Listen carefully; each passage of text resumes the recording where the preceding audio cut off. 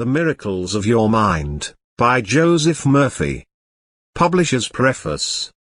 In this extraordinary book, Dr. Murphy reveals the inner workings of the subconscious mind, and makes this book one of the most practical guides in overcoming the troubles that beset mankind. The amazing results, miracles, some might call them, reported by those who attended Dr. Murphy's lectures on the miracles of the subconscious mind brought hundreds of letters from others who wanted to learn how to tap the infinite power of the subconscious mind. In this book you will find practical techniques for achieving health, wealth, peace, and harmony. From the chapter on the subconscious mind and health. In using the subconscious mind you infer no opponent. You use no willpower. You use imagination, not willpower. You imagine the end and the freedom state. You will find your intellect trying to get in the way, but persist in maintaining a simple, childlike, miracle-making faith. Picture yourself without the ailment or problem. Imagine the emotional accompaniments of the freedom state you crave. Gut out all of the red tape from the process. The simple way is always the best. You desire a happier, fuller, and richer life. Begin to use this miracle working power and smooth your way in daily affairs, solve business problems, and bring harmony in family relationships. Be sure that you read this book several times. Let the author show you in these many chapters how this wonderful power works, and how you can draw out the hidden inspiration and wisdom that is within you. Learn the simple techniques of impressing the subconscious mind. Follow the new, scientific way in tapping the infinite storehouse. Read this book carefully, earnestly, and lovingly. Prove to yourself the amazing way it can help you. It could be the turning point in your life. Chapter 1. How your own mind works. Man has only one mind, but he has two distinct phases or functions of the one mind. Each phase is characterized by its own phenomena which is peculiar to itself. Each of these minds is capable of independent action, as well as synchronous action. We call one the objective mind, because it deals with external things, and the other is the subjective mind. The subjective mind is amenable, and controlled by suggestion of the objective or conscious mind. The objective mind takes cognizance of the objective world. The media of observation are the five physical senses. The objective mind is your guide in your contact with the environment. We gain knowledge through the five senses. The objective mind learns through observation, experience, and education. The greatest function of the conscious mind is that of reasoning. Look around Los Angeles.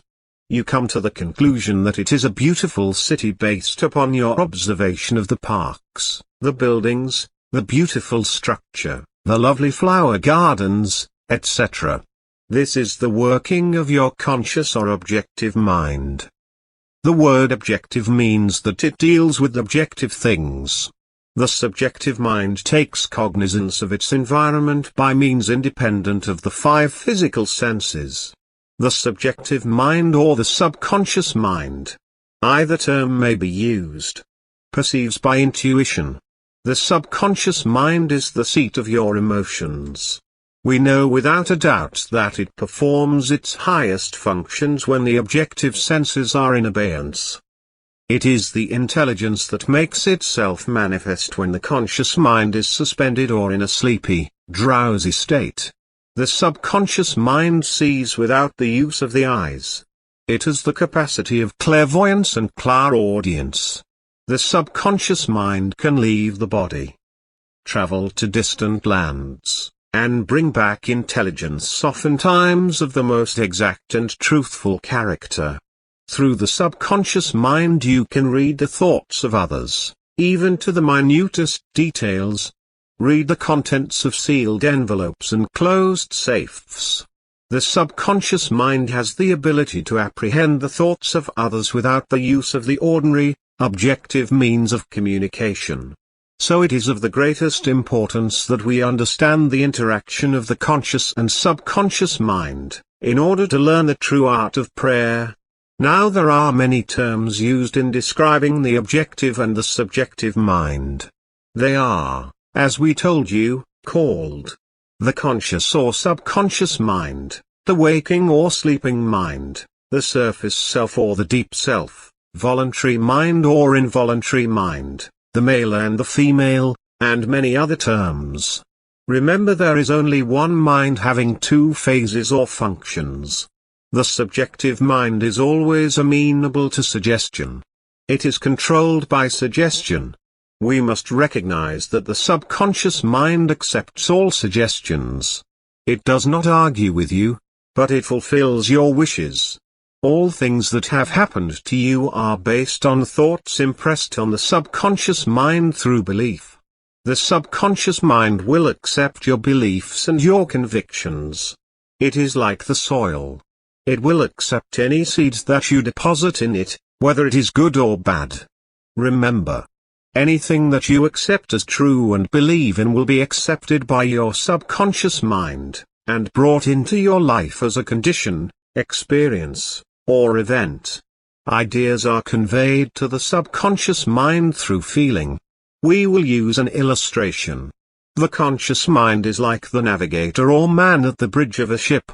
He directs the ship, and signals orders to the men in the engine room, which consists of all of the boilers, instruments, gauges, etc. The men in the engine room do not know where they are going. They follow orders. They would go on the rocks if the man on the bridge issued faulty or wrong instructions, based on his findings with the compass, sextant, or other instruments. The men in the engine room obey him, because he is the director. They do not talk back to the captain. They simply carry out orders. The captain is the master of the ship. His orders are followed out. Likewise, your conscious mind is the captain, the master of your ship. Your body and all of your affairs represent the ship. Your subconscious mind takes the orders you give it based upon your belief and suggestions accepted as true. Another simple illustration is this. When you repeatedly say to people, "I do not like mushrooms," then the time comes for you to be served mushrooms, you get indigestion, because your subconscious mind says to you, "The boss does not like mushrooms." This is an example probably amusing to you. Nevertheless, this is an example of the relationship between the conscious and subconscious mind. When a woman says, "I wake up at 3 o'clock if I drink coffee at night," whenever she drinks it, the subconscious mind nudges her, as if to say, "The boss wants you to stay awake tonight." The heart is called the subconscious mind in ancient allegories. The Egyptians knew that the heart was the subconscious mind, but they did not call it by that name. The Chaldeans and the Babylonians called it by different names. You can impress your subconscious mind, and your subconscious mind will express what is impressed upon it. Any idea that is emotionalized or felt as true will be accepted by your subconscious mind. If you want a healing, for example, get silent, relax, breathe easily, immobilize your attention, think of the healing power within your subconscious mind. Affirm that the organ of your body is healing now. As you do that, there must be no resentment or bitterness in your heart. You must forgive everyone. You can repeat this healing process 3 or 4 times daily. Remember that your subconscious mind made the body, and can heal it also. People are constantly affirming the healing of an organ or a part of their body. Then 10 or 15 minutes afterwards, they say, "Oh, I am getting worse. I'll never be healed. I am incurable." This mental attitude or these negative statements neutralize the previous, positive affirmation. If a surgeon operated on you, cut out your appendix, and in the next few minutes ran back and opened you up again to see how you were getting along, then a half-hour later ran back and opened you up again, he would probably kill you by poisoning. You kill or prevent your healing by using negative statements. There is a subconscious mind within you. You should learn how to use it in the same manner as a man learns to use electricity.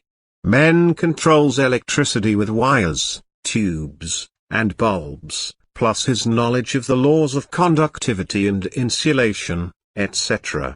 We must learn about the tremendous power and the intelligence within us, and use it wisely. Many men are beginning to realize the true importance of the subconscious mind. In business, many men are using it to achieve success and promotion. Edison, Ford, Marconi, Einstein, and many others have used the subconscious mind. It has given to them the insight and the know-how for all of their great achievements in science, industry, and art. Research has shown that the ability to bring into action the subconscious powers has determined the success of all of the great scientific and research workers. There is a tremendous dynamo within you, and you can use it. You can also be completely released from tension and frustration. You can discover the abundant energy within you, enabling you to energize and vitalize all parts of your body. We are told, for example, that Elbert Hubbard declared that his most important ideas came while he was relaxed, or working in the garden, or going for a walk. The reason being, when the conscious mind is relaxed, the subjective wisdom comes to the fore. There are oftentimes inspirational uprushes when the conscious mind is completely relaxed. How often have you wondered at night what the answer to a particular problem was, and when you turned the request over to the subconscious mind, it gave you the solution in the morning? This is the meaning of the old adage, night brings counsel. If you want to wake up at 7 o'clock in the morning, and you suggest 7 o'clock to the subconscious mind, the subconscious mind will wake you at 7 o'clock on the dot. A mother may be nursing a sick child, and she falls asleep.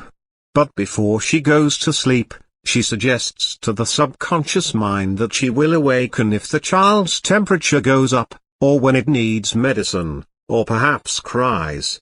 There may be a thunderstorm going on while the mother sleeps. Yet she is not awakened by the storm. However, when the child cries, she is immediately awakened. This is a simple function of the subconscious mind. Chapter 2, The Subconscious Mind and Health. The subject of mental therapeutics is creating a widespread interest all over the world at the present time. Man is gradually awakening to the healing powers resident in his subconscious mind. It is a well-known fact that all of the various schools of healing effect cures of the most wonderful character. The answer to all of this is that there is one universal healing principle. Namely, the subconscious mind, and one process of healing, which is faith. This is why Paracelsus stated this great truth. Whether the object of your faith be real or false, you will nevertheless obtain the same effects. It is an established fact that cures have taken place in various shrines throughout the world, such as in Japan, India, Europe, and the American continent. You will find many widely differing theories, each presenting indubitable evidences of healing. Obviously, to the thinker, there must be some underlying principle common to them all. Regardless of the geographical location, or the means used, there is only one healing principle, and the process of every healing is faith. The first thing to remember is the dual nature of your mind. The subconscious mind is constantly amenable to the power of suggestion. Furthermore, the subconscious mind has complete control of the functions, conditions, and sensations of your body. I venture to believe that all of the readers of this book are familiar with the fact that the symptoms of almost any disease can be induced in hypnotic subjects by suggestion. For example, a subject in the hypnotic state can develop a high temperature, flushed face, or chills according to the nature of the suggestion given. By experiment, you can suggest to the person that they are paralyzed and cannot walk. It will be so. Pain can also be induced in any part of the body. By illustration, you can hold a cup of cold water under the nose of the hypnotic subject, and tell him, "This is full of pepper. Smell it." He will proceed to sneeze. What do you think caused him to sneeze? The water or the suggestion? If a man says he is allergic to Timothy grass, you can place a synthetic flower or any empty glass in front of the nose of such a person in a hypnotic state, and tell him it is Timothy grass. He will portray the usual allergic symptoms. This indicates that the cause of the disease is in the mind. The healing of the disease can also take place mentally.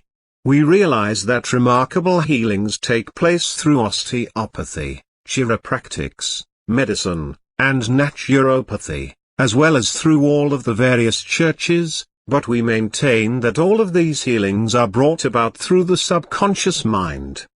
The only healer there is.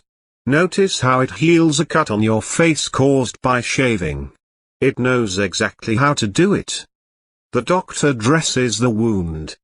He says, nature heals it. Nature refers to natural law, the law of the subconscious mind, or self-preservation, which is the function of the subconscious mind. The instinct of self-preservation is the first law of nature. Your strongest instinct is the most potent of all autosuggestions.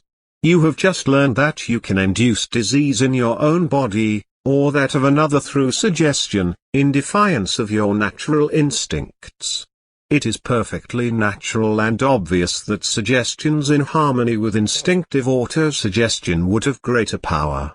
It is easier to maintain and restore health, than it is to bring about sickness in the body. The faith that brings about healing is a certain mental attitude, a way of thinking, an inner certitude, an expectancy of the best. In the healing of the body it is, of course, desirable to secure concurrent faith of both the conscious and subconscious mind. However, it is not essential if the person will enter into a state of passivity and receptivity by relaxing the mind and the body, and getting into a sleepy state. I have known people who have completely denied matter and their bodies. Yet they received marvelous healings. I have known others who said the world was real, that matter was real, and that their bodies were real. They, likewise, have had wonderful healings. The point is that any method, technique, or process you may use which will bring about a change in the mind or a new mental atmosphere is legitimate. Results will follow. Healing is due to a changed mental attitude, or to a transformation of the mind. Paracelsus said, "Whether the object of your faith be true or false, you will nevertheless obtain the same effects."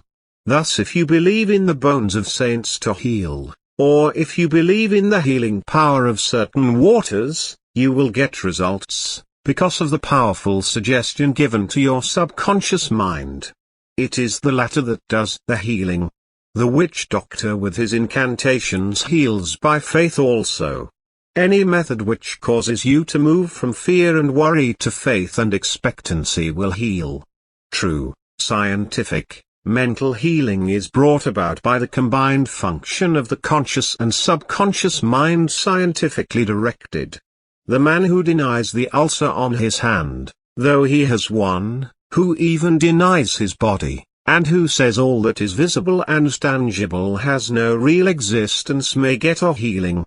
All of this would be absurd to you. The question arises, how does the man get a healing when he protests against such statements claiming they insult his intelligence? The reason is very obvious when you know how the subconscious mind works. The man is asked to relax his mind and body, to get into a quiet, passive, receptive state. Then the objective senses are partially suspended and in abeyance. He is in a sleepy state, and the subconscious mind is amenable to suggestion. The practitioner then suggests wonderful words of perfect health which enter his subconscious mind. The client finds immense relief and perhaps a complete healing. The practitioner is not handicapped by antagonistic auto-suggestions of the patient arising from objective doubt of the power of the healer or the correctness of the theory. In the sleepy, drowsy state of the conscious mind, resistance is reduced to a minimum. Hence results follow. There are a great number who claim that because their theory produces results, it is, therefore, the correct one. This, as explained in this chapter, cannot be true. You know there are all types of healing. Mesmer and others healed by claiming they were sending forth a certain magnetic fluid. Other men came along and said all of this was nonsense, that the healing was due to suggestion. All of these groups, such as psychiatrists, psychologists, osteopaths, chiropractors, physicians, and all churches are using the one universal, healing power resident in the subconscious mind. Each may proclaim the healings are due to their theory. The process of all healing is a definite, positive, mental attitude, an inner certitude, or a way of thinking called faith. Healing is due to a confident expectancy which acts as a powerful suggestion to the subconscious mind, releasing its healing potency. One man does not heal by a different power than another. It is true he may have his own theory and method. There is only one process of healing, and that is faith. There is only one healing power, namely, your subconscious mind. Select the theory and method which you prefer. You can rest assured, if you have the faith, you shall get results. In the Los Angeles Examiner some time ago, John McDowell described tests being conducted in prayer therapy at Redlands University under the title, Psychosomatic Tests Bear Prayer's Power. He writes as follows. Dr. William R. Parker, 37-year-old director of the clinic, today revealed for the first time that early results of prayer therapy in a group of 20 arthritic, tubercular, ulcer, and speech impediment patients have been favorable. These patients, who agreed to practice prayer therapy in addition to the university clinic's regular group psychological therapy, have been making greater progress than the clinic's regular patients, Dr. Parker said. For example, a stomach ulcer patient, relying solely on prayer and group therapy, has reported that, for the last 3 weeks, all symptoms of his ailment have disappeared. A Redlands University professor, afflicted most of his life with a severe case of stuttering which years of various treatments failed to correct, today has no trace of speech impediment after 6 months of prayer therapy. Another teacher, forced into retirement a year ago because of tuberculosis, is now back at his teaching job, apparently cured. This man's doctor, a tuberculosis specialist, recently gave him a sputum test, Dr. Parker said. The test turned up negative, and the doctor was certain a mistake had been made. He immediately made another test, and that was negative, too. Dr. Parker, a doctor of psychology, not medicine, stresses that prayer therapy is no quackish miracle cure-all, but a scientific approach to prayer and its effect on the subconscious mind. The subconscious mind, in the eyes of the still pioneering psychosomatic medicine world, is the fountainhead of many of mankind's afflictions, including arthritis, asthma, hay fever, multiple sclerosis, tuberculosis, ulcers, and high blood pressure. The psychosomatic theory, hotly disputed by the medical profession, is that such ailments start as functional disorders in the subconscious and develop into organic disease, which doctors treat by attacking the symptoms rather than the cause. Prayer therapy, according to Dr. Parker, is a psychosomatic attempt to attack the causes of these disorders in the subconscious. 4 basic personality difficulties are at the root of everything that goes wrong in the subconscious mind, Dr. Parker said. They are fear, hate, guilt, and inferiority. In the Redlands prayer therapy experiments, These basic difficulties are first ferreted out through a series of standard psychological tests given to patients participating in the project. Subsequently, the patients meet in a 90-minute group session once a week to discuss their problems. At these meetings, each patient is given a sealed envelope containing information on one detrimental aspect of his or her personality uncovered in the tests. Once at home, the patients open the envelopes, learn a new, undesirable phase of their personality, and resolve that particular difficulty in prayer daily until the next group meeting. There is only one must. Each patient is required to pray regularly each night before he or she retires. We insist on a prayer at that time, because the last thing that a person is thinking before going to sleep is most likely to penetrate to the subconscious, Dr. Parker said. Dr. Parker, who first tried out his prayer theories on himself during an onset of ulcers 3 years ago, said most of the patients have to be taught how to pray.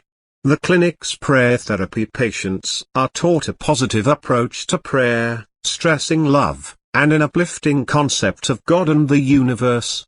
Our prayers are not a begging for health, but are affirmations of the healing of the unhealthy element the patient wants to attack, stated in such a positive, repetitious manner that eventually it sinks into the subconscious, and becomes a part of that person, Dr. Parker said. In that manner, through prayer, destructive aspects within the subconscious can be attacked and eventually overcome, thus eliminating the basic causes of their physical ills. In the Wilshire Theatre, where I speak to an overflow audience each Sunday, we have a period called the Healing Silence.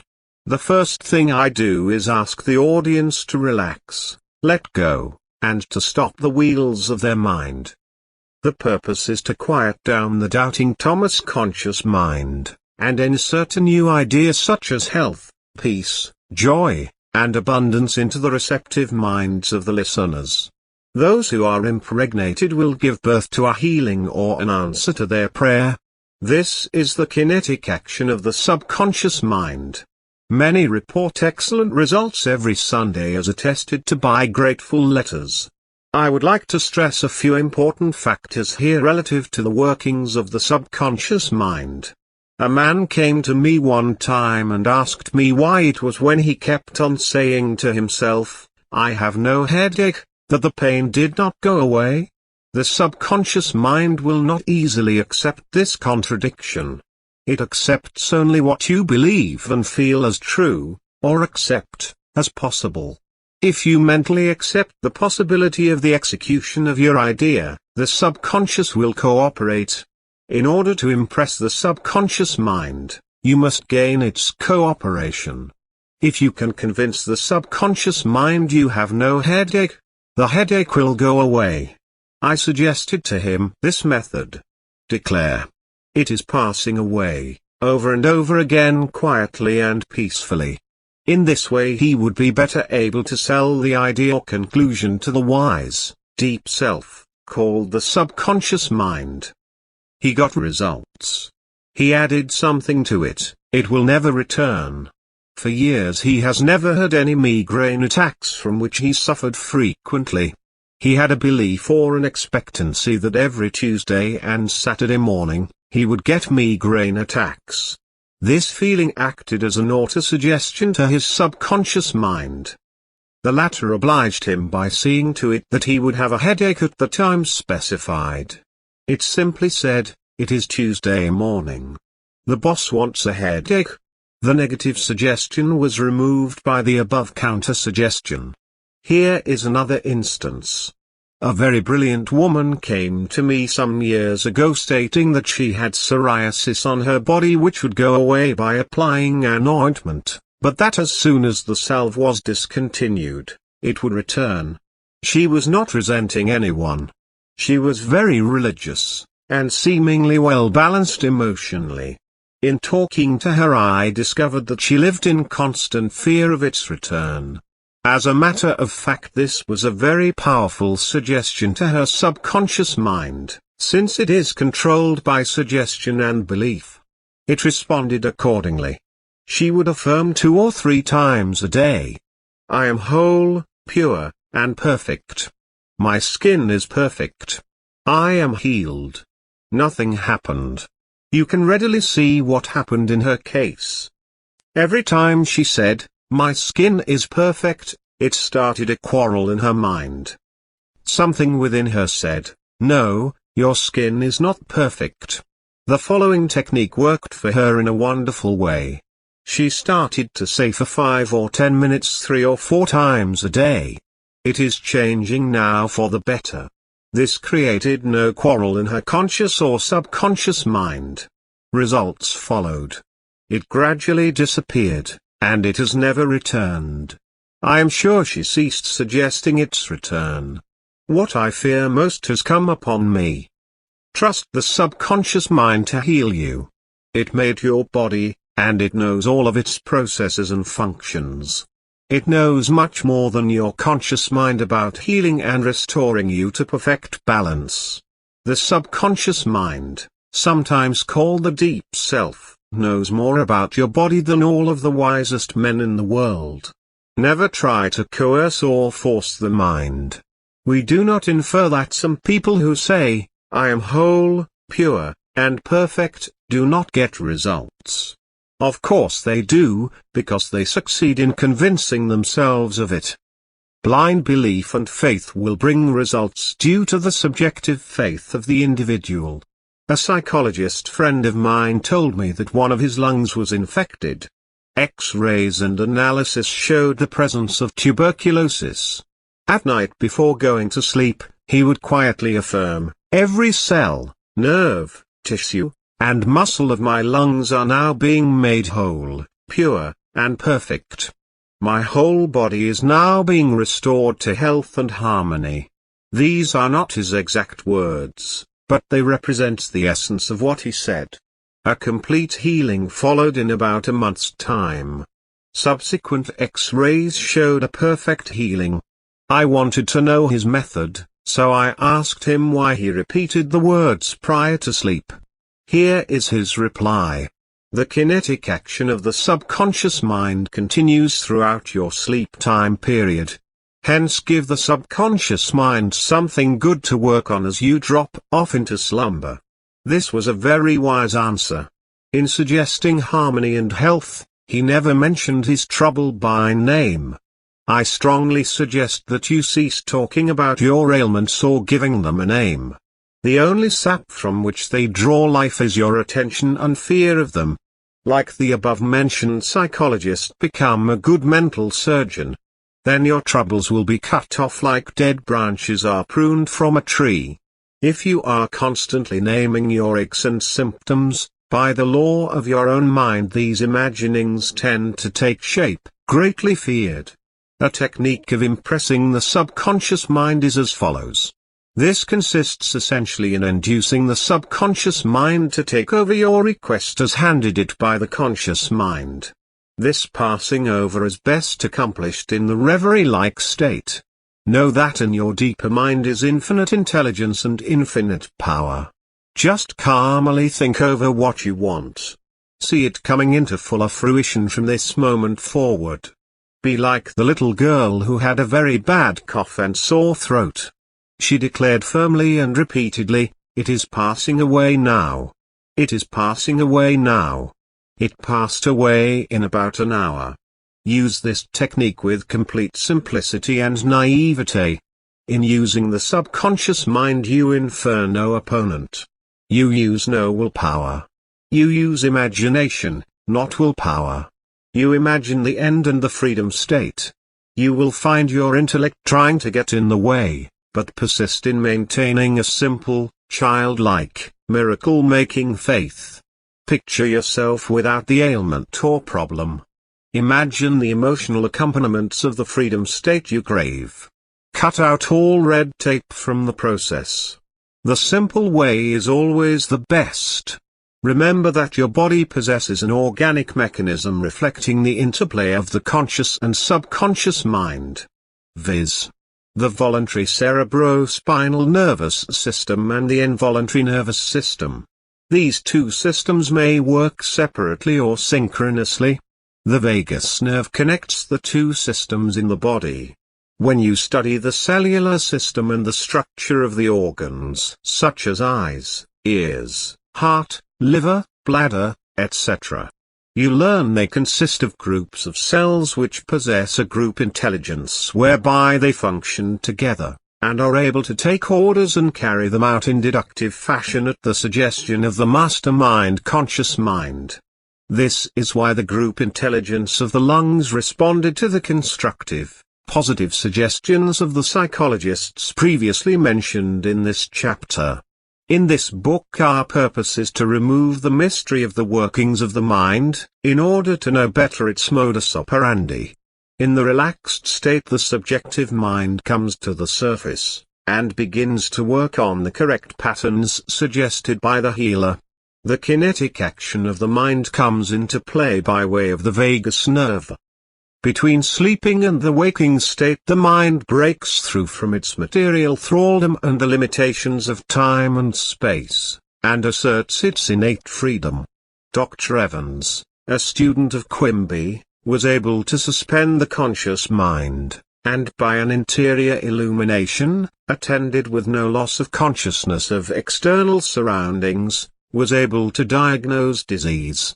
Clairvoyance is one of the powers of the subconscious mind which enabled Quimby, Dr. Evans, and many others to clearly see the internal structure of man, the nature and extent of the disease, plus the cause behind it. This proved a great aid in their healing of patients. The explanation of the mental and emotional cause of their ailments was the solution in most cases. The usual procedure is as follows. 1. Take a look at the problem. 2. Then turn to the solution or way out known only to the subconscious mind. 3. Rest in a sense of deep conviction that it is done. Do not weaken your treatment by saying, "I hope so," or "it will be better." The cellular setup of your body will follow faithfully and honestly whatever blueprint the conscious mind hands over to them via the subconscious, sometimes called subjective, or involuntary mind. Your feeling about the work to be done is the boss. Know that health is yours. Harmony is yours. Become intelligent by becoming a vehicle for the infinite, healing power of the subconscious mind. The reasons of failure are lack of confidence and too much effort. Suggest to the subconscious mind to the point of conviction. Then relax. Get yourself off of your hands. Say to conditions and circumstances, "This, too, shall pass." Through relaxation you impress the subconscious mind, enabling the kinetic energy behind the idea to take over, and bring it into concrete realization. A careful study of the single-celled organism shows us what goes on in our complex body. Though the monocellular organism has no organs, it still gives evidence of mind action and reaction performing the basic functions of movement, alimentation, assimilation, and elimination. Dr. Alexis Carrel's findings in heart experiments of chicks are significant, pointing to the basic finding that life functions despite the lack of complete, organistic equipment. The body of man portrays the workings of his inner mind. Our real powers are resident in the subconscious mind. No one knows all of the workings of the subconscious mind, for it is infinite in its scope. We learn what we can about how it works. Then we use it accordingly. People say there is an intelligence which will take care of the body if we let it alone. This is true, but the difficulty is that the conscious mind always interferes with its five-sense evidence based on outer appearances, leading to the sway of false beliefs, fears, and mere opinion. When fear, false beliefs, and negative patterns are made to register in the subconscious mind through psychological, emotional conditioning, there is no other course open to the subconscious mind except to act on the blueprint specification offered to it. The subjective self within you works continuously for the general good, reflecting an innate principle of harmony behind all things. Study the works of Edison, Carver, Einstein, and many others who without too much outer education knew how to tap the subconscious mind for its manifold treasures, have a reason for the faith in you. You cannot get very far if you do not believe in what you do not see. I do not see love, but I feel it. I do not see beauty, I see it manifested. Subjective faith is often greater in the puny body of a garret-loving poet than in the stronger frame of a prize fighter. Our greatest failing is a lack of confidence in the powers of the subconscious mind. Get acquainted with your inner powers. Of what use is it to know in principle that you are perfect if you cannot bring it out? Self-realization, plus feeling, is the only key to healing. To get results is no proof your method is scientific or sound. I knew a man who was told to wave a rabbit's foot around his head 7 times, and a big wart would fall off. He believed it, and the result followed. The rabbit's foot had nothing to do with it. It was due to a law of mind. Mental acceptance and belief were the causes, and the disappearance of the wart was the effect. If you are tense and anxious, the subconscious mind will pay no attention to you in a tough situation. A house owner once remonstrated with a furnace repairman for charging $200 for fixing the boiler. The mechanic said, "I charged 5 cents for the missing bolt, and $199.95 for knowing what was wrong." Similarly, your subconscious mind is the master mechanic, the all-wise one, who knows ways and means of healing any organ of your body, as well as your affairs. Decree health, and the subconscious mind will establish it, but relaxation is the key. Easy does it. Do not be concerned with details and means, but know the end result. Get the feel of the happy solution of your problem, whether it is health, financial, or employment, etc. Remember how you felt after you had recovered from a severe state of illness. Bear in mind that the feeling is the touchstone of all subconscious demonstration.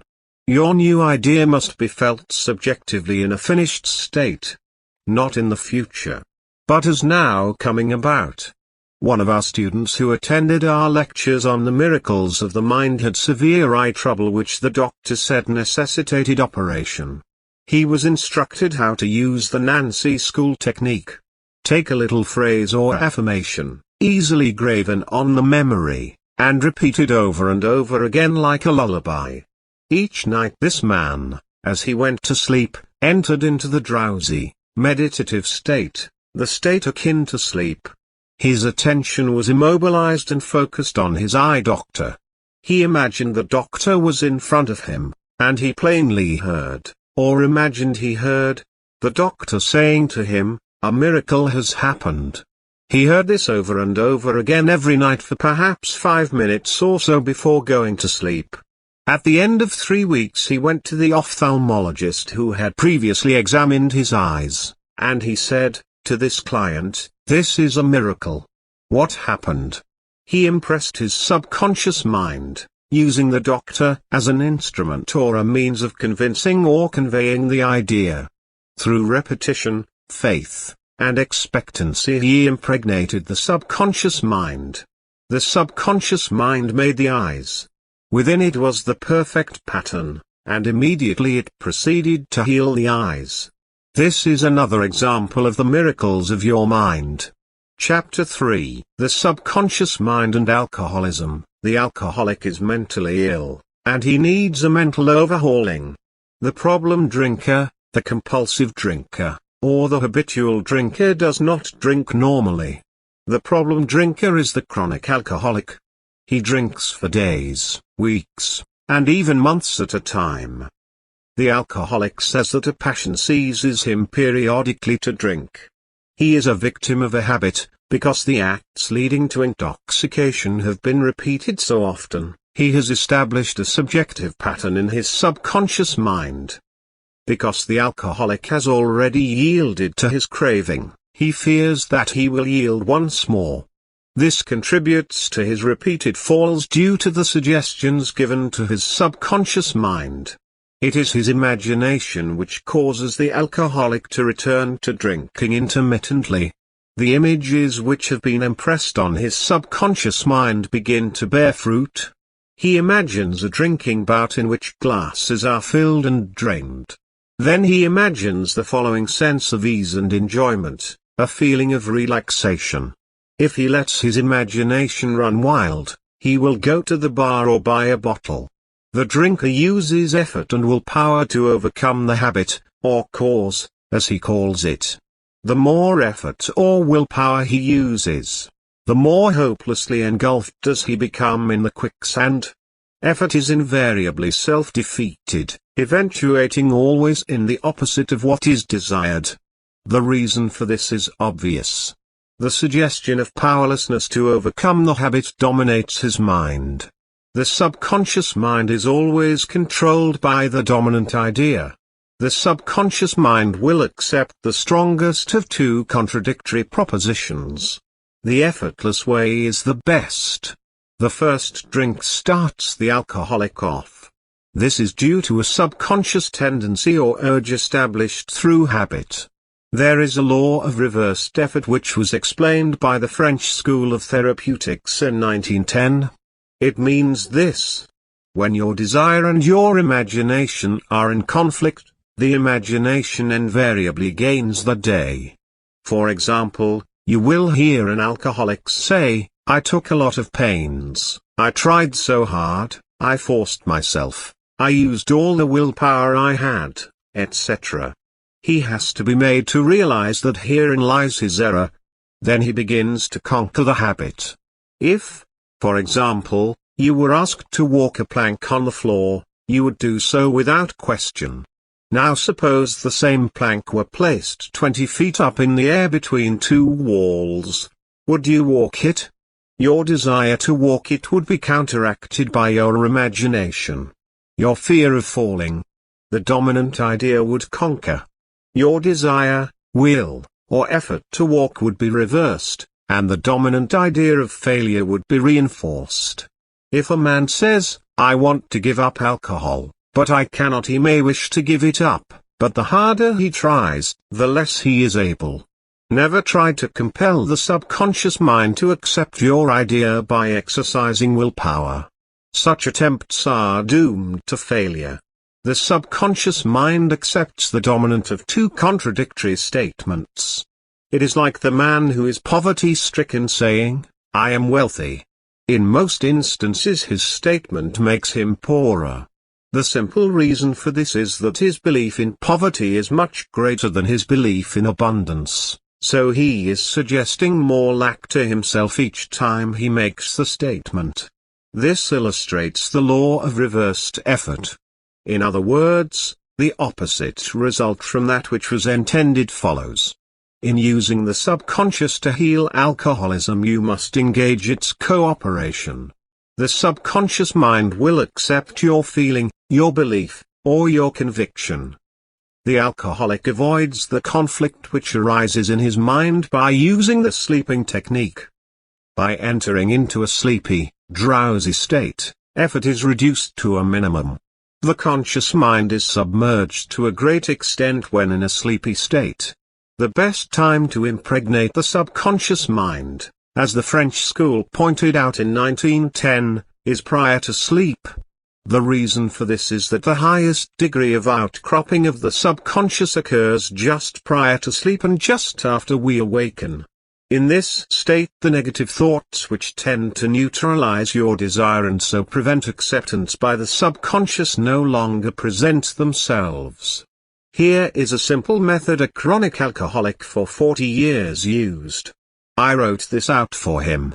Assume a comfortable posture, relax your body, and be still.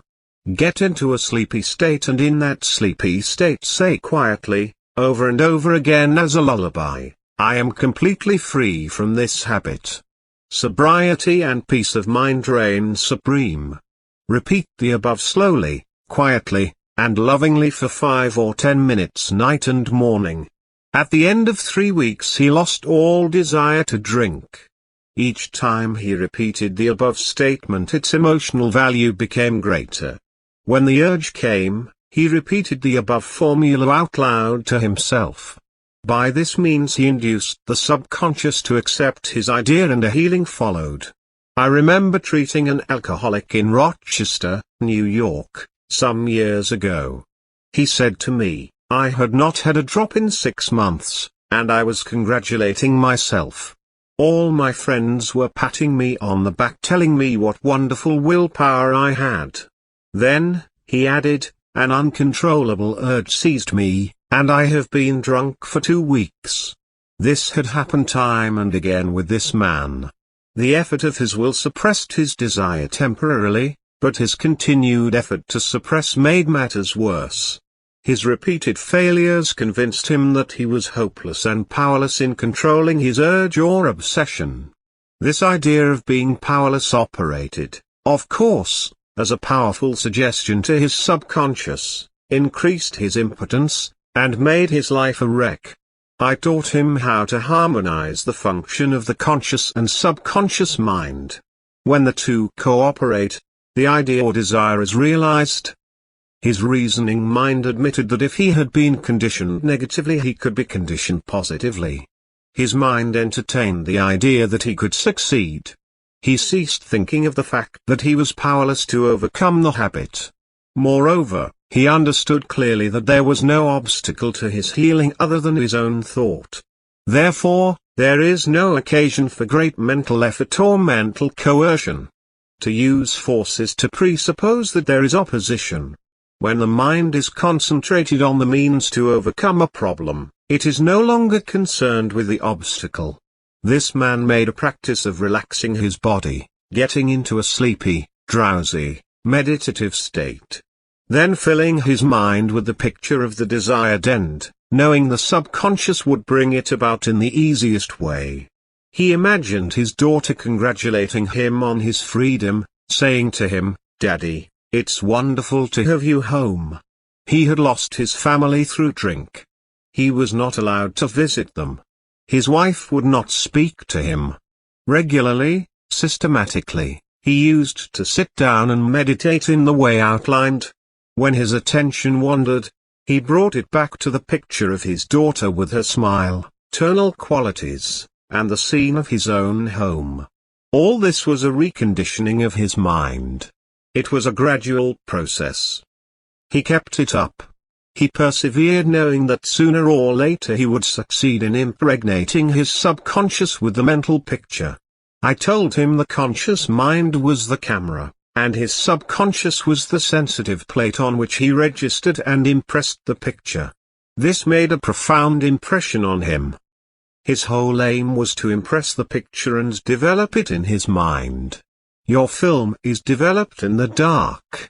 Likewise, your mental picture is developed in the dark house of the subconscious mind. Realizing his conscious mind was the camera, he used no effort. There was no mental struggle. He quietly adjusted his thought, and focused all his attention on the scene before him. He became absorbed in its reality, somewhat like a sponge absorbing water. It's a sort of mental absorption whereby you are completely identified with the picture. Sometimes you are so engrossed or absorbed in reading a newspaper article, you can't hear a loved one speak to you. He got into this mental atmosphere, repeated it frequently, and knew a healing would follow.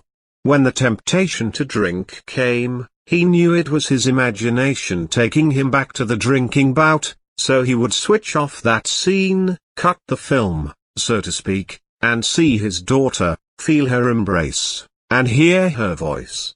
The secret of his success was that he confidently expected to experience the picture he was developing in his mind. You are a ship, and thought is your helm. Change the direction of the helm, your thought. As a result, you changed the direction of your ship. Get acquainted now with that infinite reservoir of strength and healing power within you, which is the subconscious mind. If you are an alcoholic, admit it. Do not dodge the issue. Many people remain alcoholics, because they refuse to admit it. Your disease is an instability, an inner fear. You are refusing to face life, and so you try to escape your responsibilities through the bottle. The interesting thing about an alcoholic is that he has no free will. He thinks he has. He boasts about his willpower. The habitual drunkard says bravely, "I will not touch it anymore," but he has no power to back it up, because he does not know where to locate it.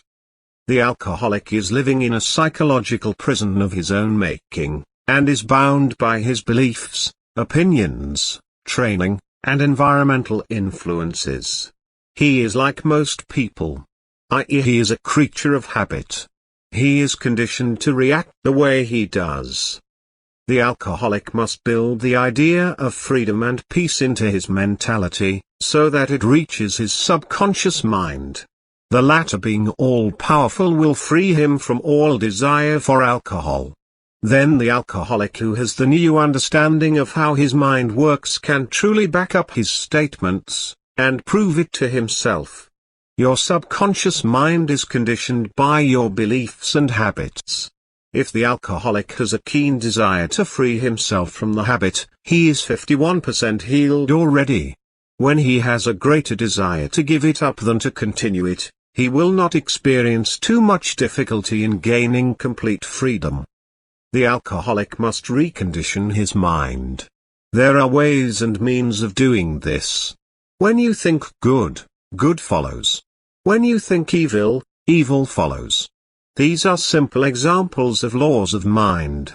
If a man dwells and broods on sorrow, he meets sorrow and gloom in his outer experience. If he dwells on peace and good fortune in his business, it will prosper. To know the possibilities of such laws of mind is to be seized with a new inspiration and a new faith.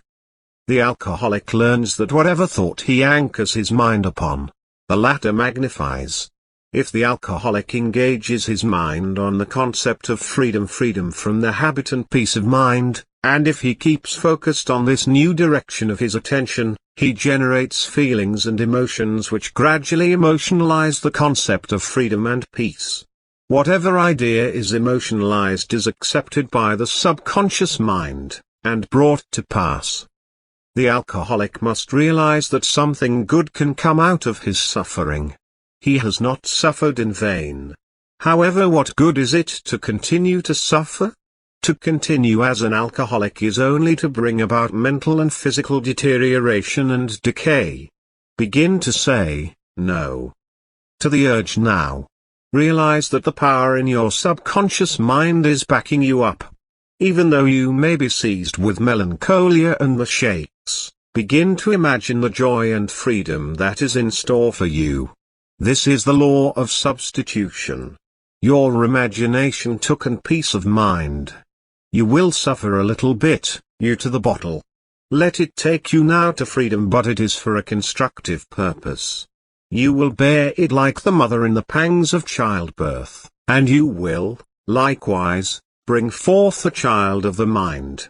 Your subconscious mind will give birth to sobriety. Your thinking controls you, whether you know it or not. You are now fully aware of the fact that your subconscious mind accepts without question the thoughts you impress upon it.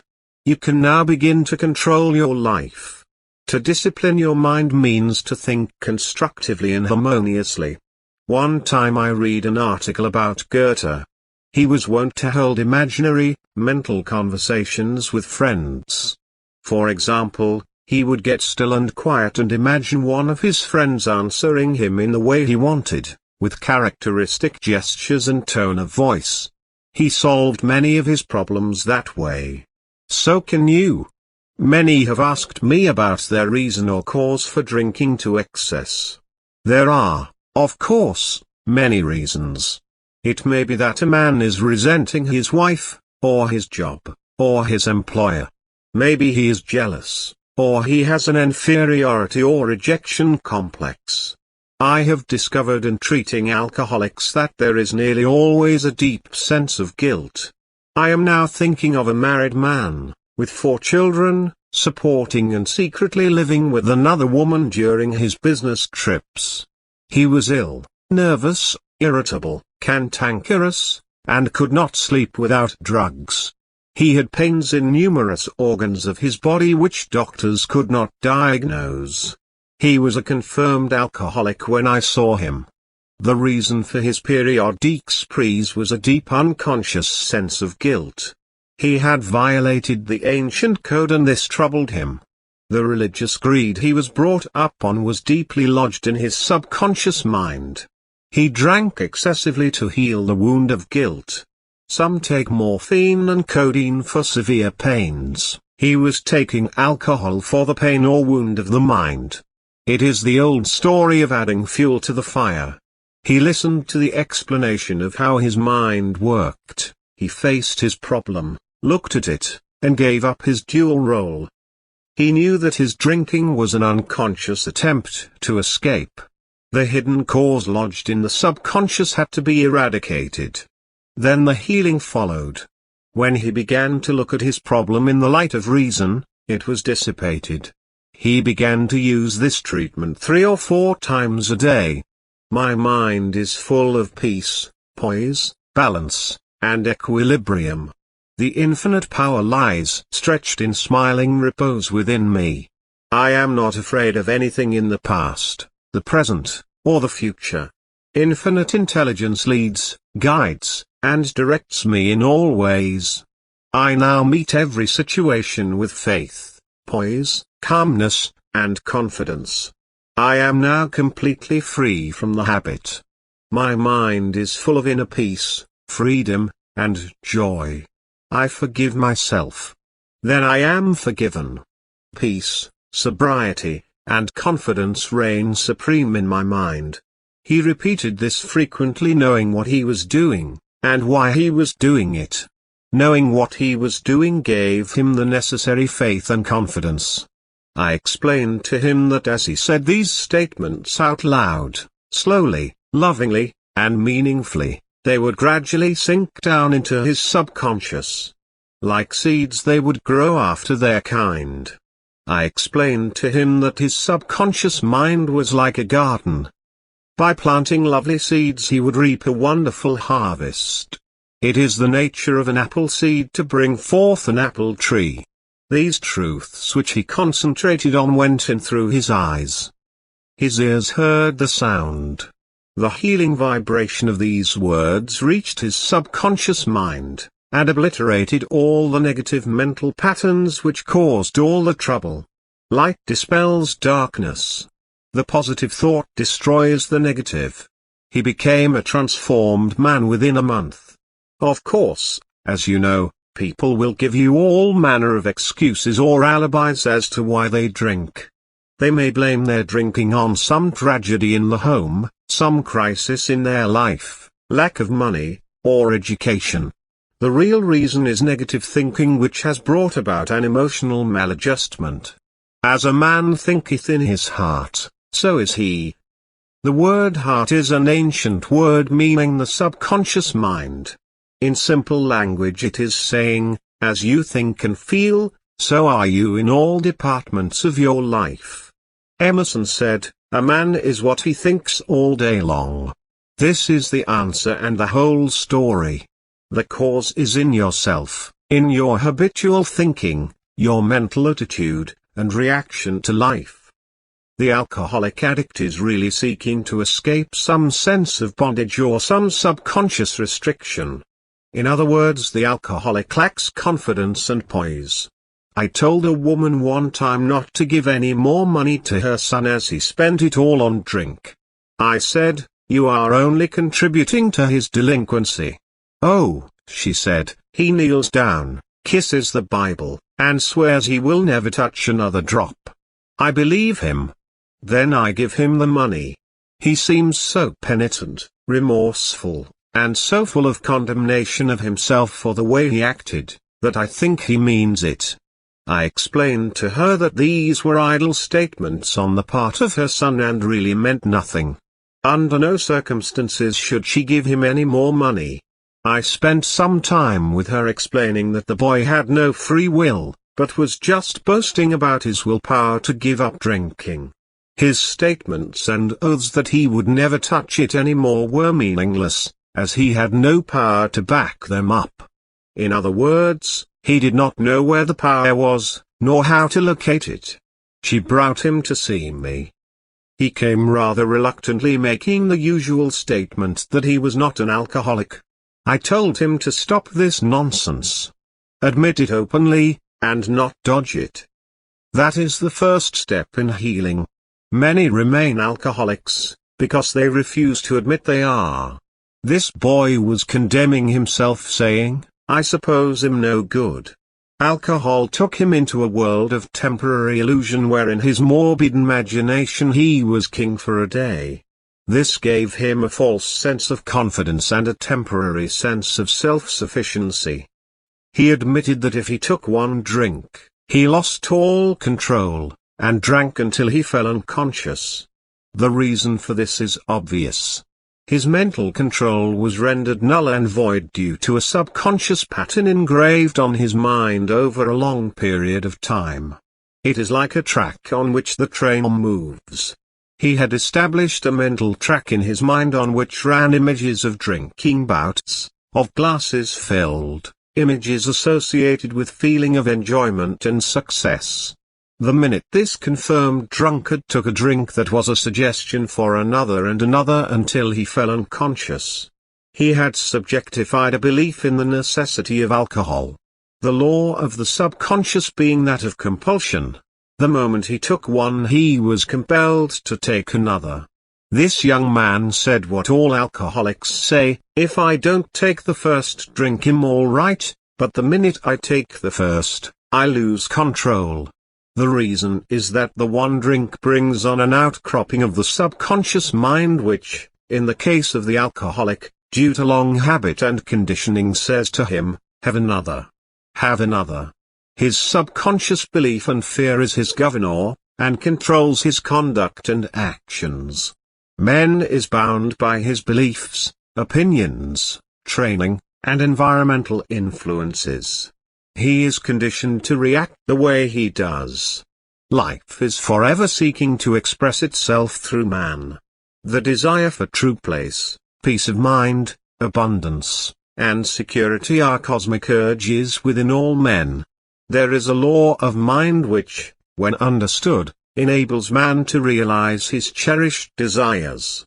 The cause of all confusion, strife, and problems in the world is man's failure to realize his heart's desires. Show man the powers of his own subconscious mind.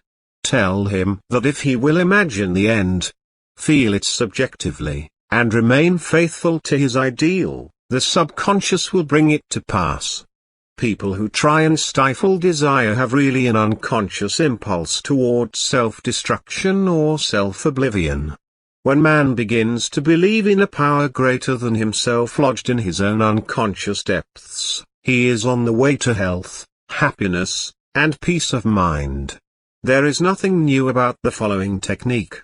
It is as old as man. The most ancient wisdom available said, "As a man imagines and feels, so is he." The first step. Get still. Quiet the wheels of the mind. Enter into a sleepy, drowsy state. In this relaxed, peaceful, receptive state you are preparing for the second step. The second step. Take a brief phrase which can readily be graven on the memory, and repeat it over and over again as a lullaby. Nancy School technique. Use the phrase, "Sobriety and peace of mind are mine now, and I give thanks." To prevent the mind from wandering, repeat it aloud or sketch its pronunciation with lips and tongue as you say it mentally. This helps its entry into the subconscious mind. Do this for 5 minutes or more. You will find a deep emotional response from the subconscious. It is wonderful. The third step. Just before going to sleep, practice what Goethe used to do. Imagine a friend, a loved one in front of you. Your eyes are closed. You are relaxed and at peace. The loved one is subjectively present and is saying to you, "Congratulations." You see the smile. You hear the voice. You touch the hand and the face. It's all so real and vivid. The word congratulations implies complete freedom. Hear it, over and over again, until you get the reaction which satisfies. The above technique is sound, psychological procedure, and is an excellent means of conveying an idea to the subconscious mind. You know you will go where your vision is. The wishful thinker is a man who does not believe in the possibility of the execution of his idea or desires. He is the daydreamer. The scientific thinker imagines the end, the victory. He sees fulfillment and accomplishment, and maintains his faith every step of the way, knowing that having imagined and felt the end, he has willed the means to the realization of the end. When fear knocks at your door, when doubt, worry, and anxiety cross your mind, behold your vision. Trust it, believe in it, and an almighty power will be generated by your subconscious, giving you full confidence and strength. Keep on keeping on until the day breaks and the shadows flee away. Chapter 4: The Subconscious Mind and Wealth. The trouble with most people is that they have no invisible means of support when business falls away, or the stock market drops, or they lose their investments. They seem helpless. The reason for such insecurity is that they do not know how to tap the subconscious mind. They are unacquainted with the inexhaustible storehouse within. A man with a poverty-type mind finds himself in poverty-stricken conditions. Another man with a mind filled with ideas of wealth is surrounded with everything he needs. It was never intended that man should lead a life of indigence. You can be wealthy, have everything you need, and plenty to spare. Your words have power to cleanse your mind of wrong ideas, and to instill right ideas in their place. I have talked to many people during the past 35 years. Their usual complaint is, I have said for weeks and months that I am wealthy. I am prosperous, and nothing has happened. I discovered that when they said, I am prosperous, I am wealthy, they felt within that they were lying to themselves. One man told me, I have affirmed until I am tired that I am prosperous. Things are now worse. I knew when I made the statement, that it was obviously not true. His statements and those of the others were rejected by the conscious mind, and the very opposite of what they affirmed and claimed was made manifest. Autosuggestion succeeds best when it is specific, and it does not produce a mental conflict or argument. Hence the statements made by this man made matters worse, because they suggested his lack. The subconscious accepts only your convictions and beliefs, not just words or statements. The dominant idea or belief is always accepted by the subconscious mind. The following is a way to overcome this conflict for those who have this difficulty. Make this practical statement frequently, particularly prior to sleep. By day and by night I am being prospered in all of my interests. This will not arouse any argument, because it does not contradict the subconscious mind's impression of financial lack. I suggested to one businessman whose sales were very low, and he was greatly worried, that he sit down in his office, get quiet, and repeat this statement over and over again. My sales are improving every day. I am advancing, progressing, and getting wealthier every day. This statement engaged the cooperation of the conscious and subconscious mind. Results followed. The above is a very simple, unique way of impressing the subconscious mind with the idea of wealth. Perhaps you are saying as you read this chapter, I need wealth and success. This is what you do. Repeat for about 5 minutes to yourself 3 or 4 times a day, wealth, success. These words have tremendous power. They represent the inner power of the subconscious mind. Anchor your mind on this substantial power within you. Then conditions and circumstances corresponding to their nature and quality will manifest in your life. You are not saying, I am a success, or I am wealthy. You are dwelling on real powers within you. There is no conflict in the mind when you say, wealth, or success. Furthermore, the feeling of wealth and success will well up within you, as you dwell upon these ideas. The feeling of wealth produces wealth. The feeling of being successful produces success. Keep this in mind at all times. The subconscious mind is like a bank. A sort of universal bank. It magnifies whatever you deposit or impress upon it, whether it is good or evil. You sign blank checks when you make such statements as, "There is not enough to go around," or "There is a shortage," "Maybe, I will lose the mortgage," etc. If you are full of fear about the future, you are also writing a blank check, and attracting negative conditions to you. The subconscious mind takes your fear and belief as your requests, proceeding in its own way to bring obstacles, delays, lack, and limitation into your life. To him that hath the feeling of wealth, more wealth shall be added. To him that hath the feeling of lack, more lack shall be added. The subconscious mind gives you compound interest also.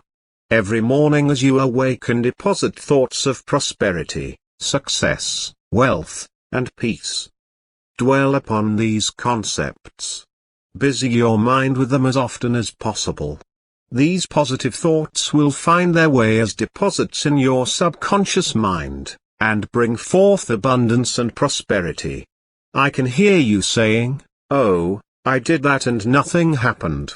You did not get results, because you indulged in fear thoughts perhaps 10 minutes later, and neutralized the good you had affirmed. When you place a seed in the ground, you do not dig it up. Suppose, for example, you are going to say, "I shall not be able to make that payment." Before you get further than, "I shall," stop the sentence, and dwell on a positive, constructive statement, such as, "By day and by night I am being prospered in all my ways." To prosper means to advance along all lines in wisdom, understanding, and material possessions. Money represents wealth. It is a symbol of exchange.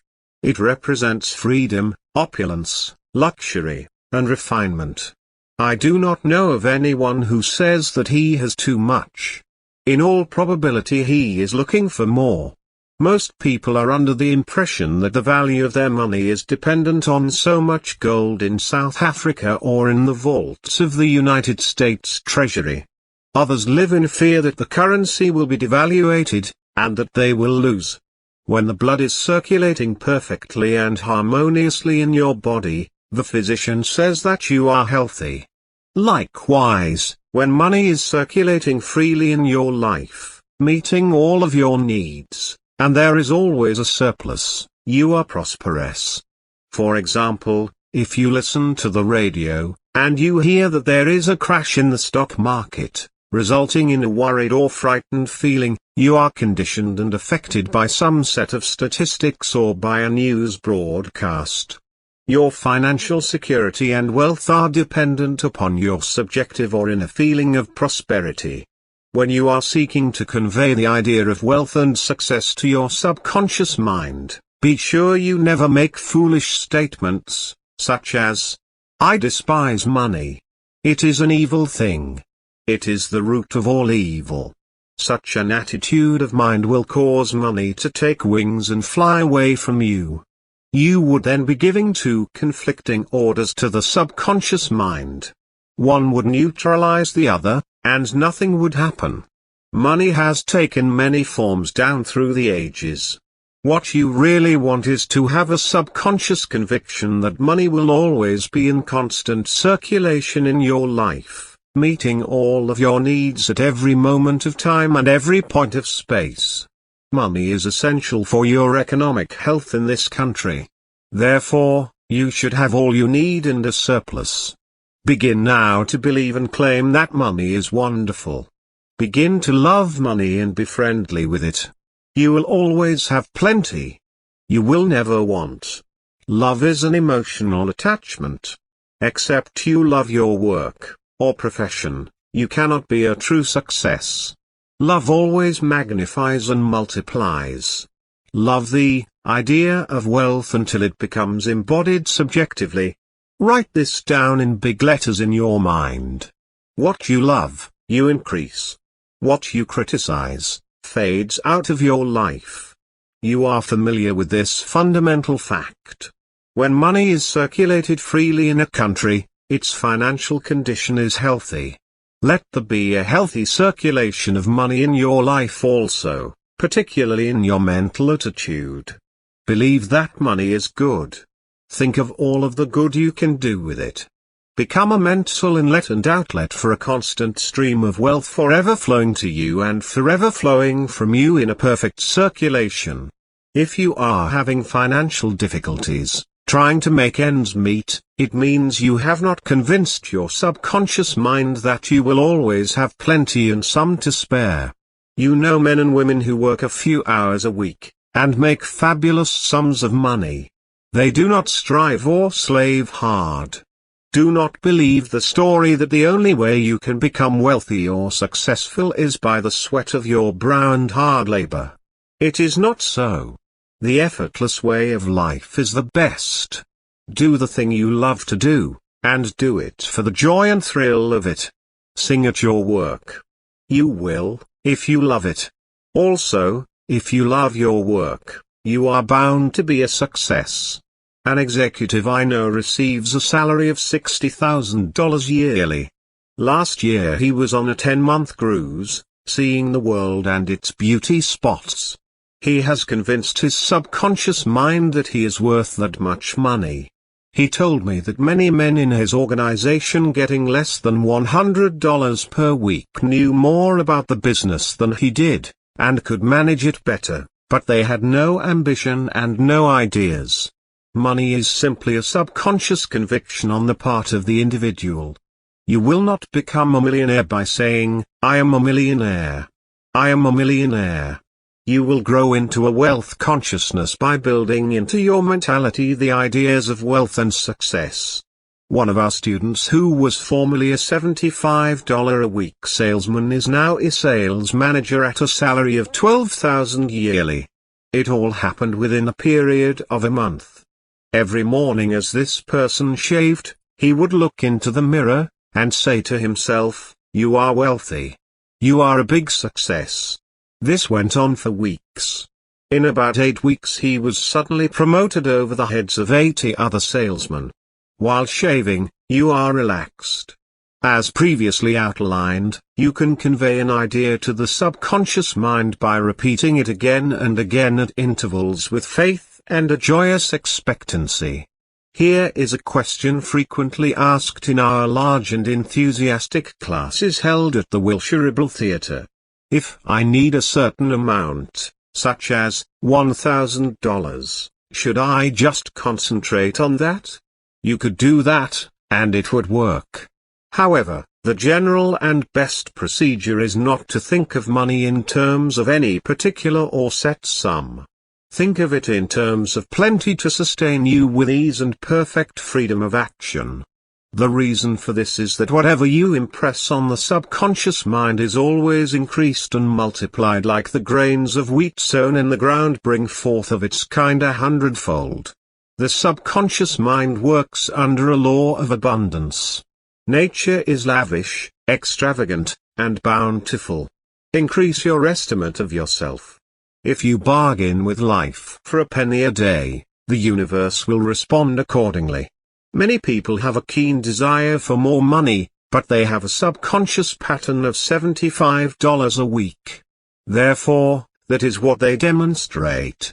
Whereas they could demonstrate much more. Here is a simple technique for you to increase your consciousness of wealth. Use these statements several times a day. I like money. I love it. I use it wisely, constructively, and judiciously. Money is constantly circulating in my life. I release it with joy, and it returns to me multiplied in a wonderful way. It is good and very good. This will help you get the right attitude toward money. Never criticize money by saying, "It is filthy lucre. It is bad. It is tainted. You cannot attract what you criticize. When you begin to think things through, you will realize that real wealth depends on the circulation of wonderful ideas in your mind which well up from the subconscious levels. A young detective desiring more money used the above-mentioned formula. One morning he awakened with an intense desire to write a short story based on one of his experiences. He sat down. Ideas came freely. His story was accepted. Then he wrote many others, and was paid handsomely for these articles. Wealth came to him as ideas in his own mind. Your mind, also, can reveal to you a new invention, the material for a new book, or play. Make use of your subconscious mind. One sales manager I knew used to get ideas for his promotional sales campaign when he awakened in the morning. He became the president of the company. They never had a sales manager like him. Your subconscious mind is never short of ideas. There are within it an infinite number of ideas ready to flow into your conscious mind, and appear as cash in your pocketbook in countless ways. This process will continue to go on in your mind regardless of whether the market goes up or down, or whether the pound sterling or dollar drops in value. Your wealth is never truly dependent on bonds, stocks, or money in a bank. These are really all symbols necessary and useful, of course. The point I wish to emphasize is that if you convince your subconscious mind that wealth is yours, and that plenty of money is always circulating in your life, you will always have it regardless of the form it takes. If you believe that wealth or money is dependent on your job or more hours of work, you have a limited concept. You are bound by your own beliefs. This is a world of cause and effect. If you worry and fret about money, this mood of lack will produce a greater lack of money. Your mental attitude is the cause. Less money is the effect. There is one emotion which is the cause of financial lack in the lives of many. Most people learn this fact the hard way. It is envy. For example, if you see a competitor depositing large sums of money in the bank, and you have only a meager amount to deposit, does it make you envious? The way to overcome this emotion is to say to yourself, "Isn't it wonderful? I rejoice in that man's prosperity. I wish for him greater and greater wealth." Do you know what you are doing? You are actually impressing the subconscious mind with the idea of wealth. To entertain envious thoughts is devastating, because it places you in a very negative position. Therefore, wealth flows from you, instead of to you. If you are ever annoyed or irritated by the prosperity or great wealth of another, claim immediately that you truly wish for him greater prosperity in every possible way. This will neutralize the negative thoughts in your mind, and cause a greater measure of wealth to flow to you by the law of your own subconscious mind. Maybe you know someone who is always trying to make ends meet. They seem to have a great struggle with money. Have you listened to their conversation? In many instances their conversation runs along this vein. They are constantly condemning those who have succeeded in life, and who have put their heads above the crowd. Perhaps they are saying, "Oh, that fellow has a racket. He is ruthless. He is a crook." This is why they lack. They are condemning the thing they desire and want. The reason they speak critically of their prosperous associates is because they are envious and covetous of the other's prosperity. The quickest way to cause wealth to take wings and fly away is to criticize and condemn others who have more money than you. Do you say you never had a chance? Are you blaming your relatives, your mother, or father, because they never aided you financially? Stop doing it immediately. Learn that the secret to wealth is the correct use of your own mind. All of the resources of that infinite mind are behind you, seeking expression through you, if you will only have a receptive, mental attitude. If you are worried and critical about someone whom you claim is making money dishonestly, cease worrying about him. you know such a person is using the law of mind negatively. The law of mind takes care of him. Be sure not to criticize him, for the reasons before assigned. If you are experiencing a financial block, the obstruction is in your own mind. You can now destroy that mental block. Get on mental good terms with everyone. As you go to sleep tonight, practice the many techniques which we occasionally refer to. Repeat the word wealth quietly, easily, and feelingly. Do this over and over again as a lullaby. Lull yourself to sleep with the one word, wealth. You should be amazed at the results. Wealth should flow to you in avalanches of abundance. This is another example of the miracles of the subconscious mind. Chapter 5, How to Apply the Subconscious Mind to Marital Problems. The best time to prevent a divorce is before marriage. Ignorance of the powers within you is the cause of all of your marital trouble. Learn how to attract the right wife or husband. For instance, if you are a girl seeking a husband, do not begin to tell yourself all of the reasons why you cannot get married. Rather tell yourself all of the reasons why you can be happily married. Eradicate the word cannot from your vocabulary. He can. Who believes he can?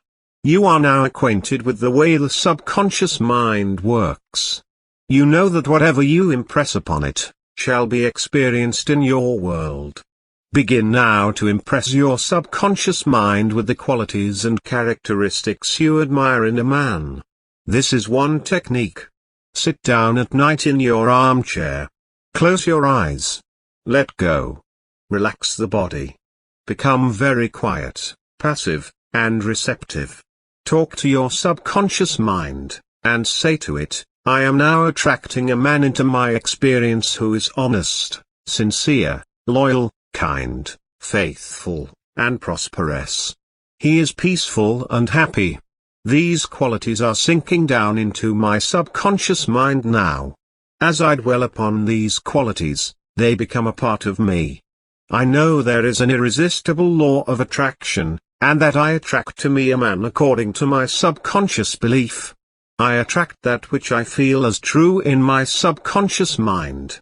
In other words, I know that according to the law, I will attract a man in accordance with my feelings, beliefs, and impressions made on my subconscious mind regarding the type of man I seek. Practice this process of impregnating your subconscious mind. Then you will have the joy of attracting a man having the qualities and characteristics you mentally dwelt upon.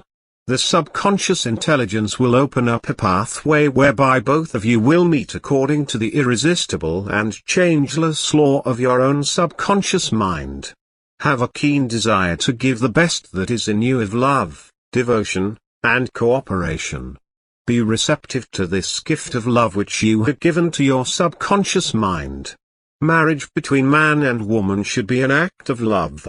Honesty, sincerity, kindness, and integrity are forms of love. Each should be perfectly honest and sincere with the other. There is not a true marriage when the man marries a woman for her money, social position, or to lift his ego, because there is no sincerity or honesty there. The marriage is not of the heart. When a woman says, I am tired working, I want to get married, because I want security, her premise is false. She is not using the laws of mind correctly. Her security depends upon her knowledge of the interaction of the conscious and subconscious mind and its application. For example, a woman will never lack for wealth or health if she applies the technique outlined in the respective chapters of this book.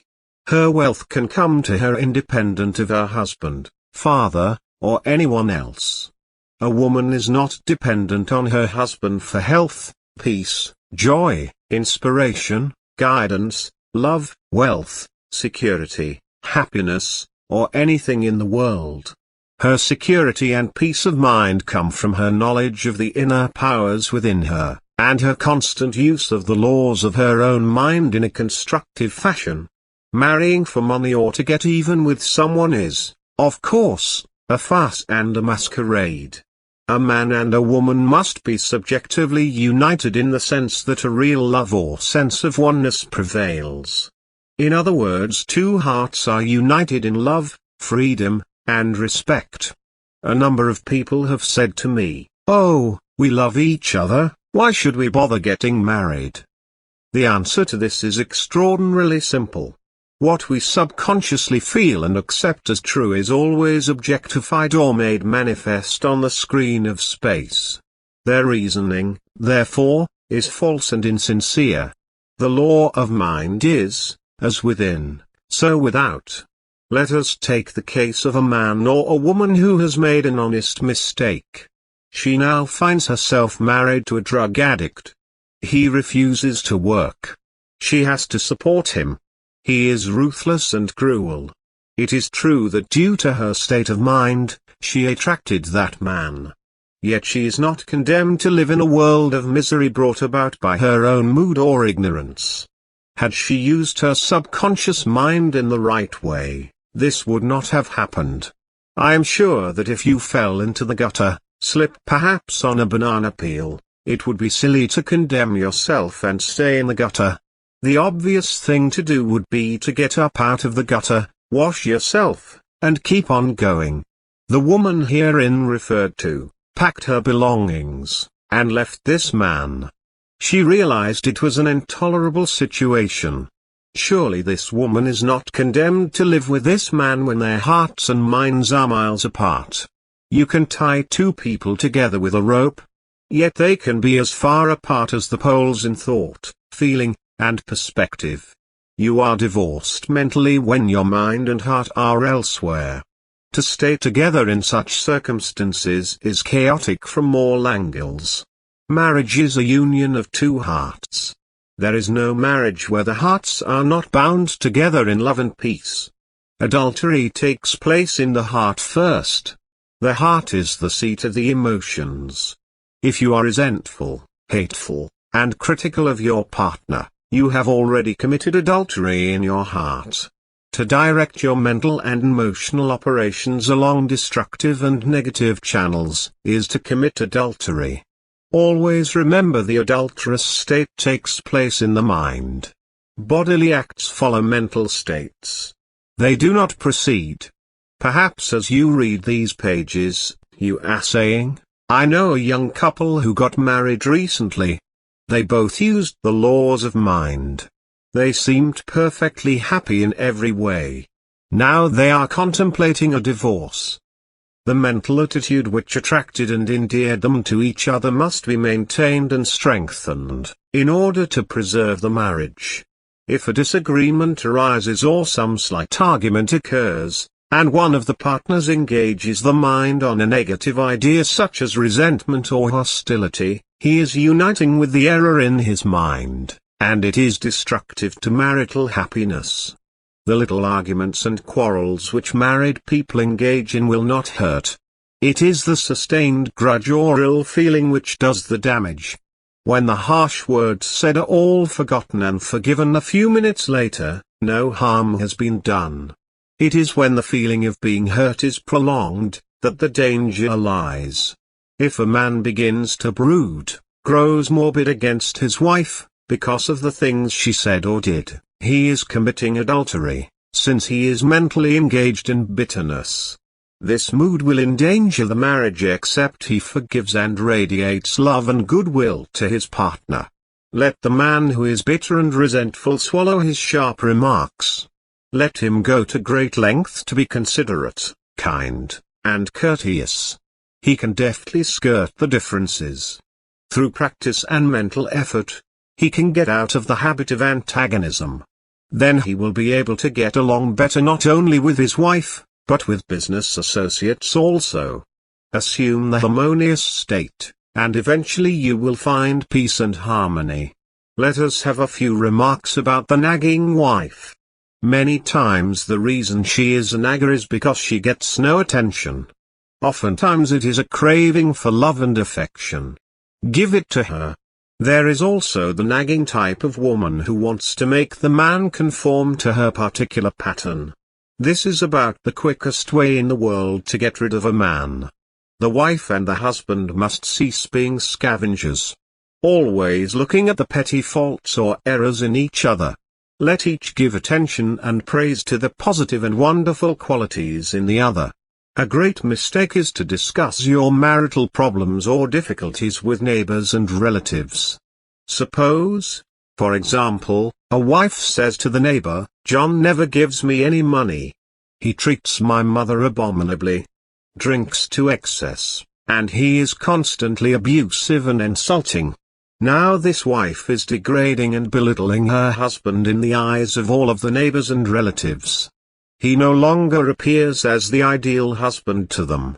Never discuss your marital problems with anyone except a trained counselor. Why have many people thinking negatively of your marriage? Moreover, as you discuss and dwell upon these shortcomings of your husband, you are actually creating these states within yourself. Who is thinking and feeling it? You are. As you think and feel, so are you. Relatives will usually always give you the wrong advice. It is usually biased and prejudiced, because it is not given in an impersonal way. Any advice you receive which violates the golden rule, which is a cosmic law, is not good or sound. It is well to remember that no two human beings ever lived beneath the same roof without clashes of temperament, periods of hurts and strain. Never display the unhappy side of your marriage to your friends. Keep your quarrels to yourself. Refrain from criticism and condemnation of your partner. If there are children in the home, let the father praise their mother. Let him call attention at times to her fine qualities and the happy aspects of the home.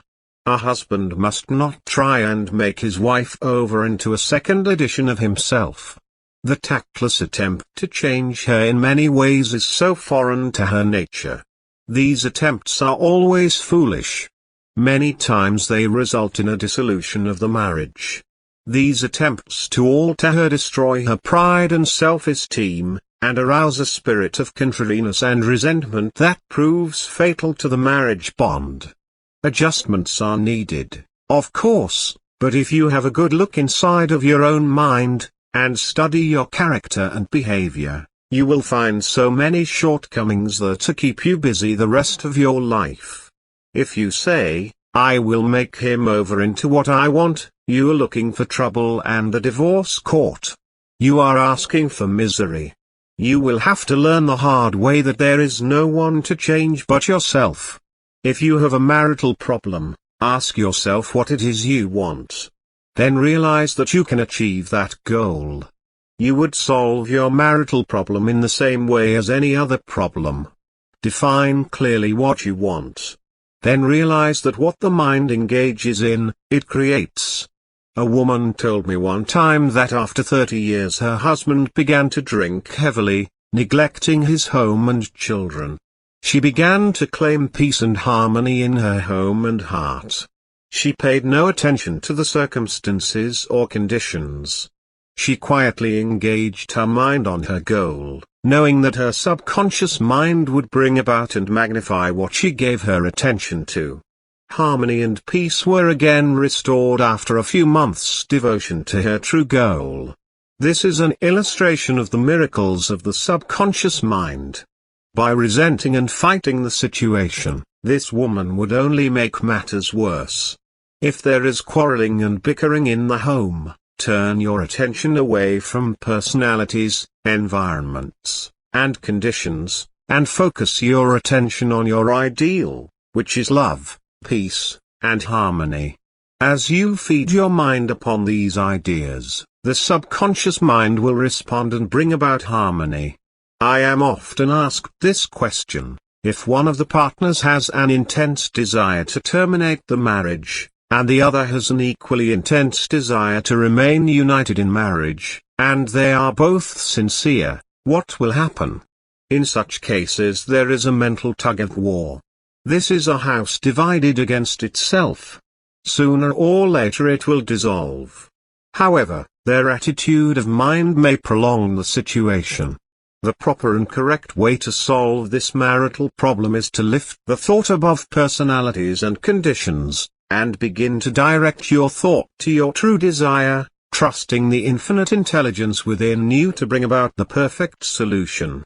Through the right application of the law of your subconscious mind, you can bring harmony where discord is, and resurrect peace where confusion reigns. Moreover, the right application of your subconscious mind can dissolve a bad marriage. Do not let foolish pride, anger, and a desire to get even take you to the divorce court, when all of the while your heart is one with the husband you left. Let love, goodwill, and kindness lead you back to the one you love in your heart. You can heal any problem through the right application and direction of your subconscious mind. Listening to the intuition or guidance which comes from the subjective wisdom within you would have perhaps prevented you from contracting the present marriage. You did not know how to use it? Now you do. If you had a bad start, you can adjust it now by using the procedure and techniques outlined in this chapter. By exalting and lifting up your partner in thought and feeling, and always cherishing the lovely qualities which brought you together, you can make your marriage a beautiful experience and a joy forever. Chapter 6: The Subconscious Mind and Guidance. In explaining the workings of the subconscious mind to our recent college class, one of the men present said that the answer to his problem came to him while he was shaving. The reason for this was that while he was shaving, he was relaxed.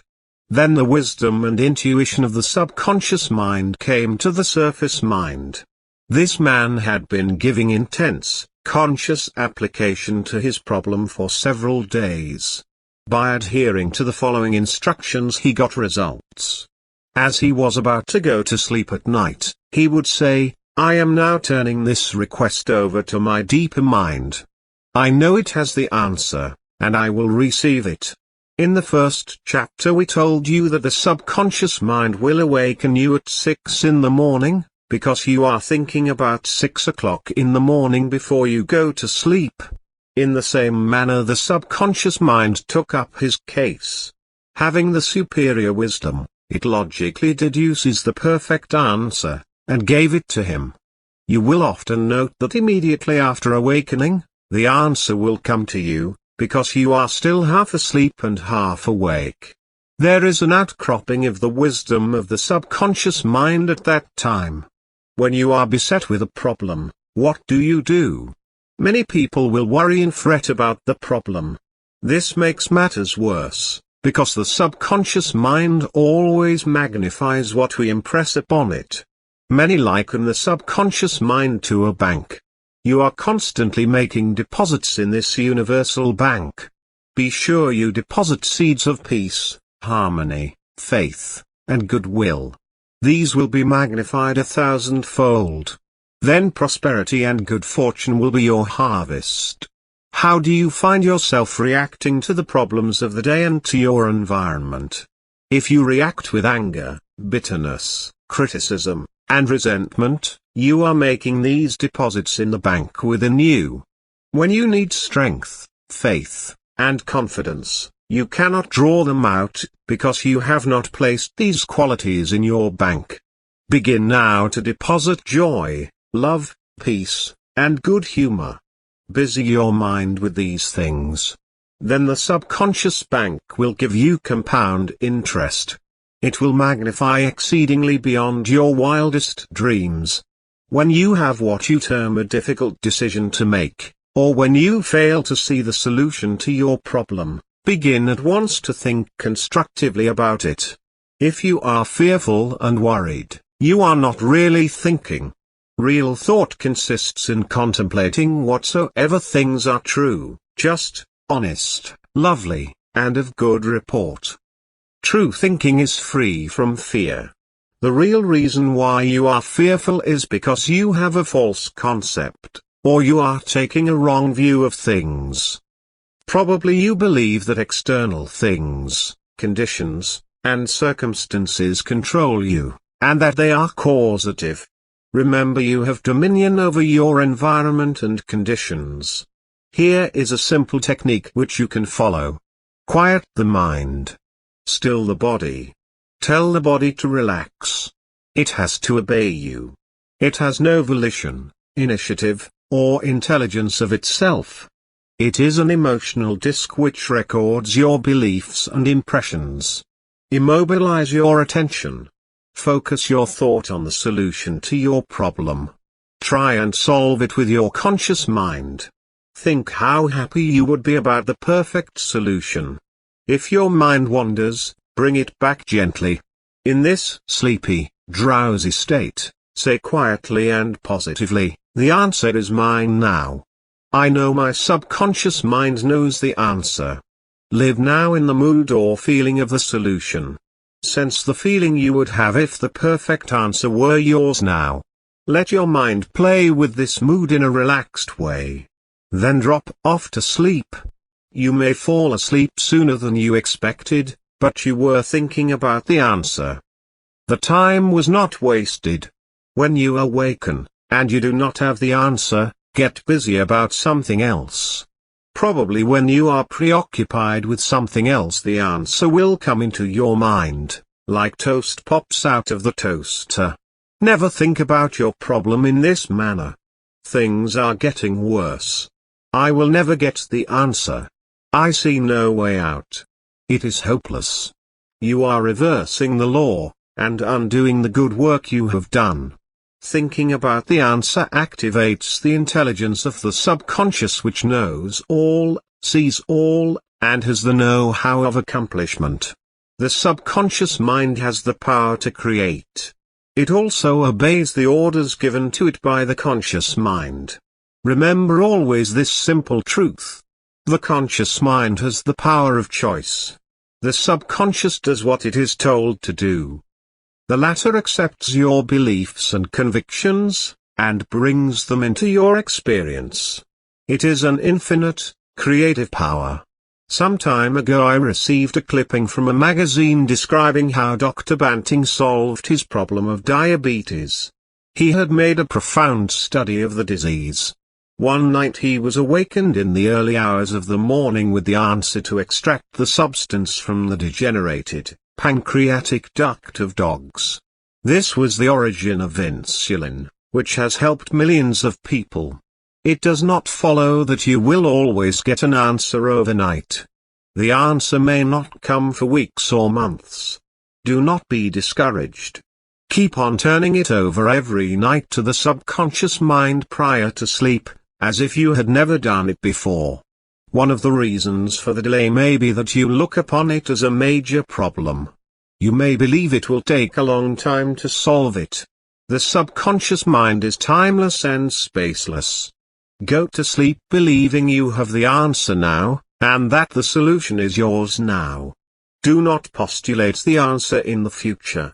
Have an abiding faith in the outcome. Become convinced now, as you read this book, that there is an answer, and a perfect solution for you.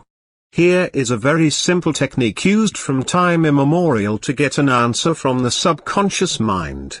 Calmly think over what you want, such as the answer, the harmonious solution, or the right decision. The best time to turn over a request is just before going to sleep. Relax the body. Still the wheels of your mind. Suggest sleep to yourself. You will begin to feel sleepy, but you are still consciously aware and capable of directing your attention. For example, you can hear a baby cry next door, or you can hear someone walking around the house. You are in a state akin to sleep, between the waking and sleeping state. The Nancy School of Therapeutics calls this state the reverie. In this drowsy, meditative state you induce the subconscious mind to take over your problem or request. This passing over to the subconscious mind is best accomplished through the above process. You infer no opponent. You use no willpower. You imagine the end, the solution, and the freedom state. Do this with complete naivete and simplicity. Have a simple, childlike, miracle-making faith. Picture yourself without the problem. Cut out all of the red tape from the process. The simple way is the best. This is an illustration. I lost a valuable ring. It was an heirloom. I looked everywhere for it, and could not locate it. I decided to practice what I preach. At night I talked to the subconscious in the same manner that I would talk to anyone. I said to it prior to dropping off to sleep, "You know all things. You know where that ring is, and you now reveal to me where it is." In the morning I awoke suddenly with the words ringing in my ear, "Ask Robert." I thought it very strange that I should ask Robert. However, I followed the inner voice of intuition. Robert said, "Oh, yes, I picked it up on the sidewalk in front of the house. It is in my drawer." It did not seem very valuable, so I did not say anything about it. The subconscious mind will always answer you if you trust it. A young man in our recent class had this experience. His father passed on to the next dimension, and apparently left no will. However, this man's sister told him that their father had confided to her that a will had been executed which was fair to all. All attempts to locate the will failed. During the closed class on the miracles of the subconscious mind, this young man put into practice what he heard. As he went to sleep, he said, "I now turn this request over to the subconscious mind. It knows just where that will is. It reveals it to me." Then he condensed his request down to one word, "answer," repeating it over and over again as a lullaby. He lulled himself to sleep with the word, "answer." This student had a dream that night, a very vivid, realistic dream, wherein he saw the name of a certain bank in Los Angeles and its address. He went there, found a safe deposit vault registered in the name of his father which solved all of his problems. Your thought as you go to sleep arouses the powerful latency which is within you.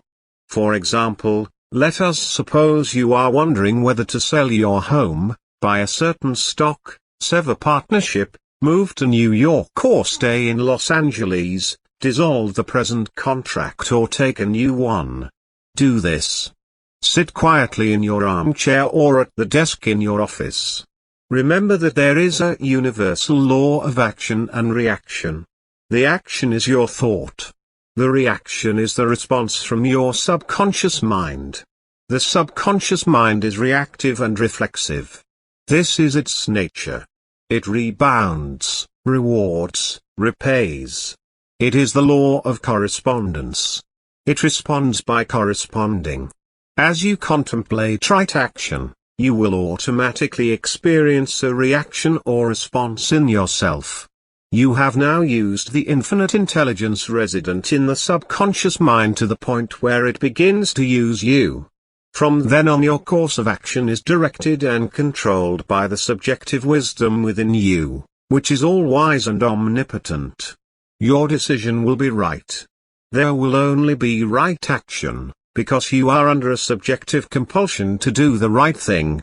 I use the word compulsion, because the law of the subconscious is compulsive.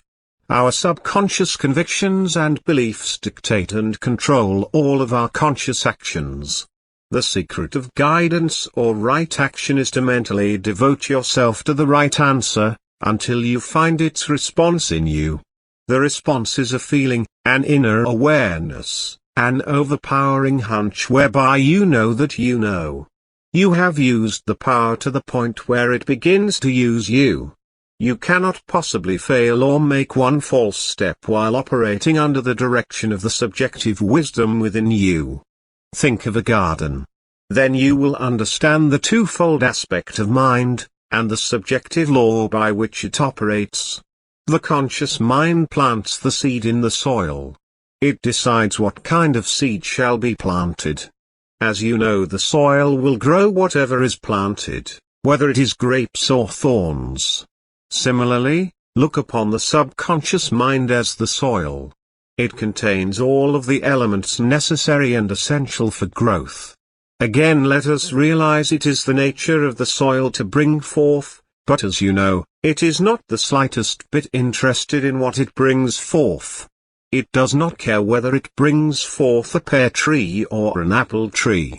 All of the laws of nature would be violated should the soil refuse to produce or grow poisonous plants. Exactly the same thing is true of the subconscious mind. It is a doer. It never questions or talks back to you. It accepts what you deposit in it, and produces it in your experience whether it is good or bad. Learn to use your subconscious mind constructively, wisely, and judiciously. I want to stress this important fact. You will always receive guidance in respect to the subject in which you think about the most. The subconscious mind is impersonal and no respecter of persons.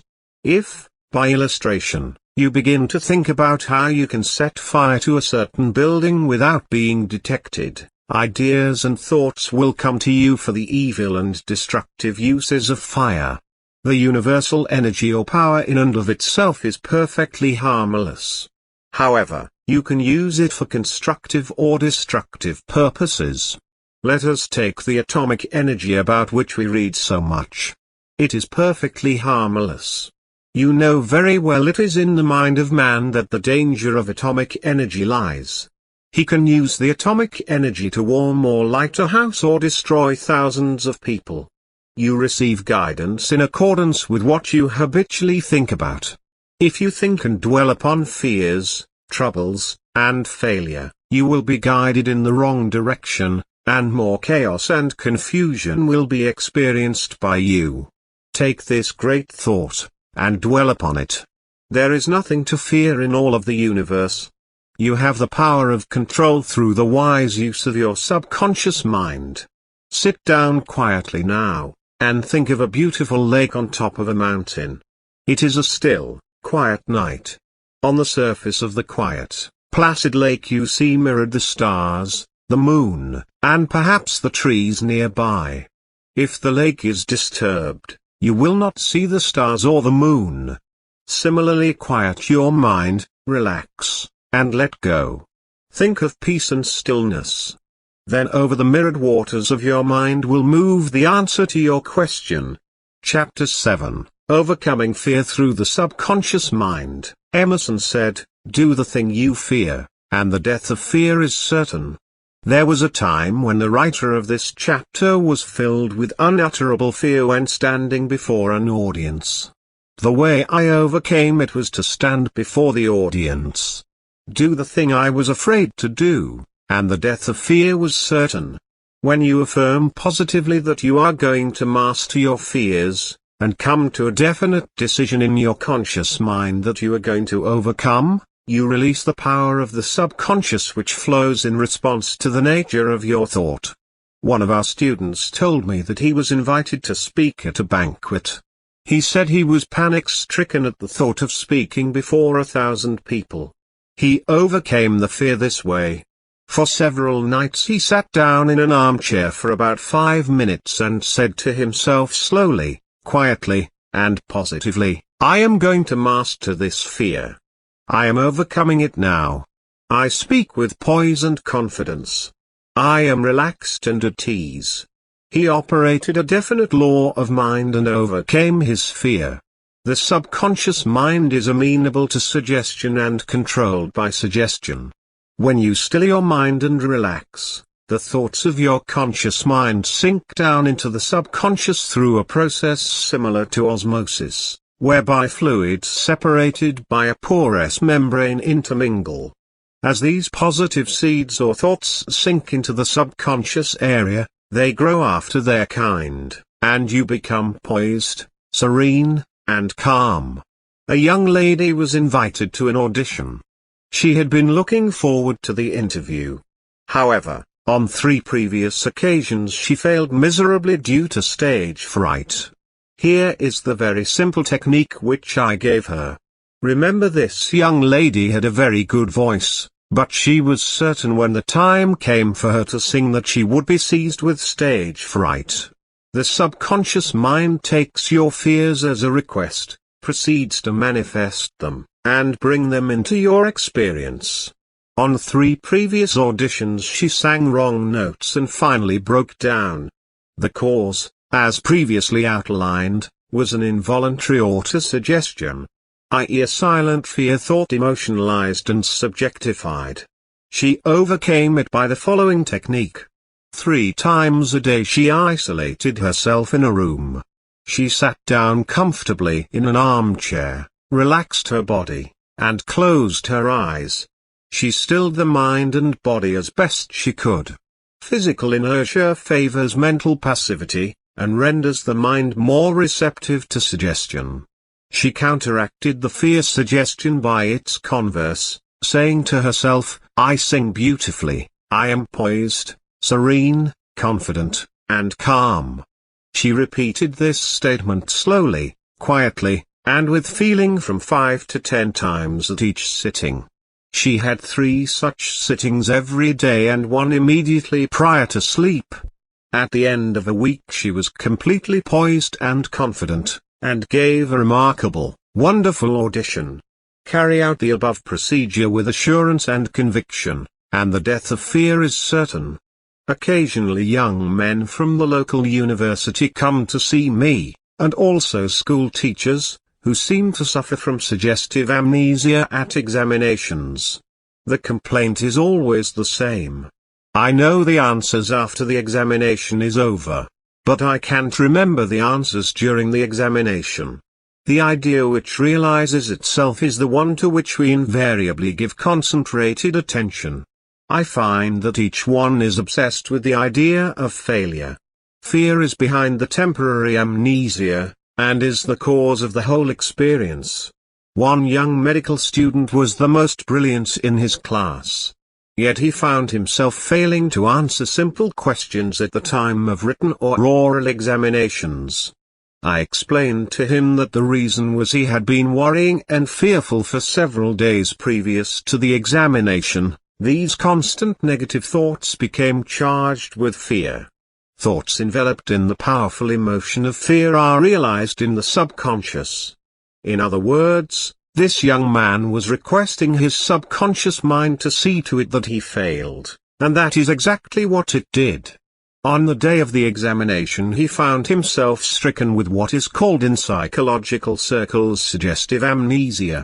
A French psychologist named Bourdieu said, "What we have to work for in overcoming fear is education of the imagination."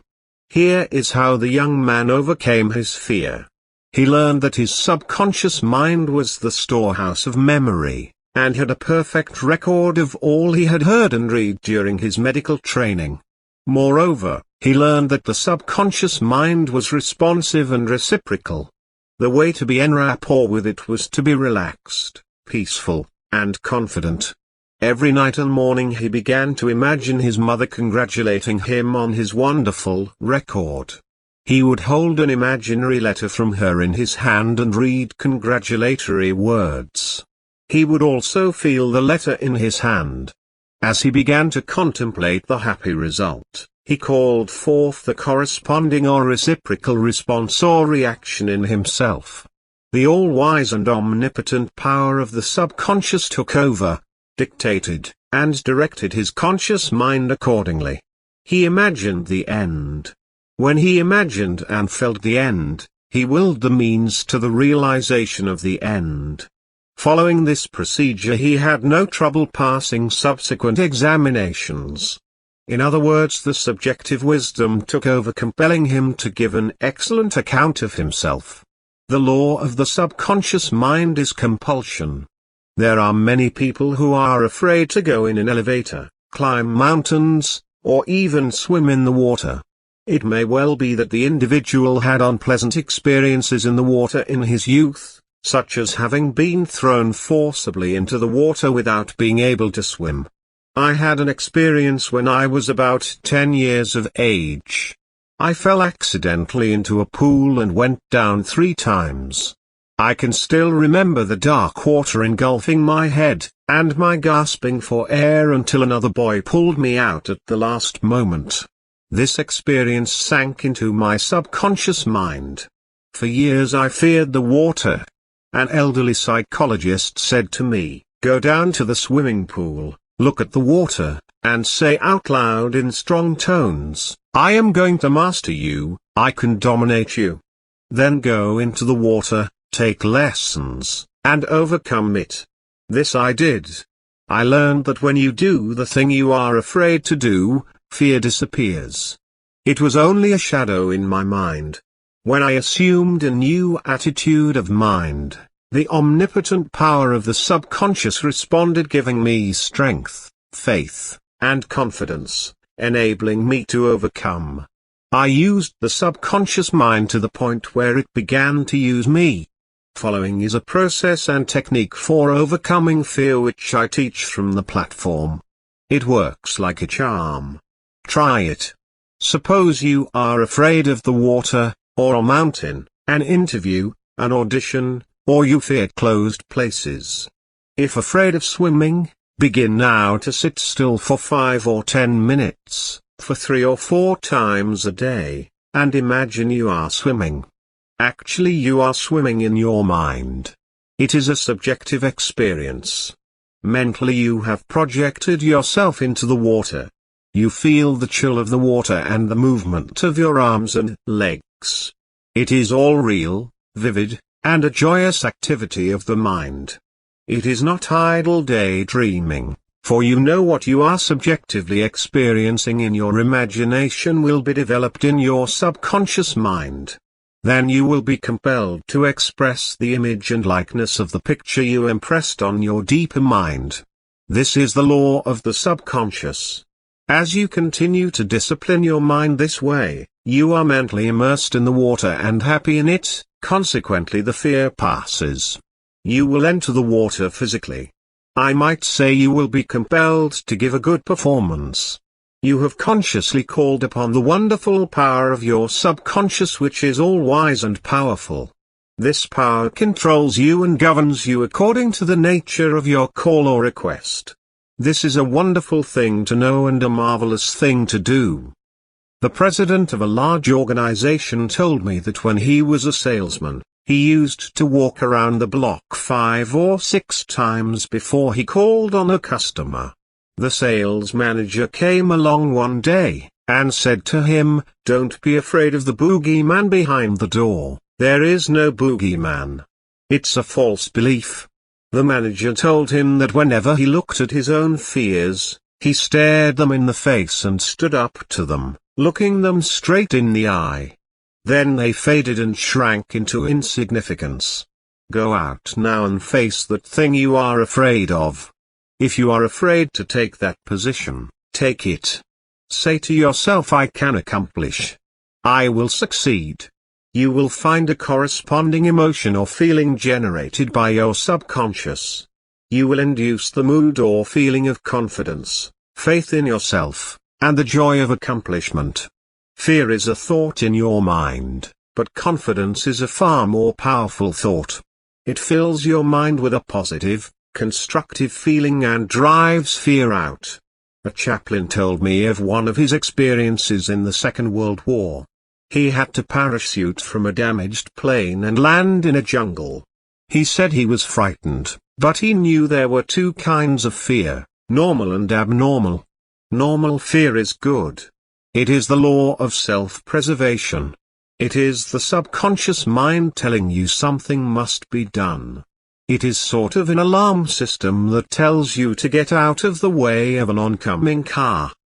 The chaplain said, "I began to talk to myself saying, 'John, you can't surrender to your fear. Your fear is a desire for safety or security, for a way out.'" He said that he knew there was a subjective intelligence which led the birds to their food and told them where to go in summer and winter. He began to claim, "Infinite intelligence which guides the planets in their courses now leading and guiding me out of this jungle." He kept saying this out loud to himself for 10 minutes or more.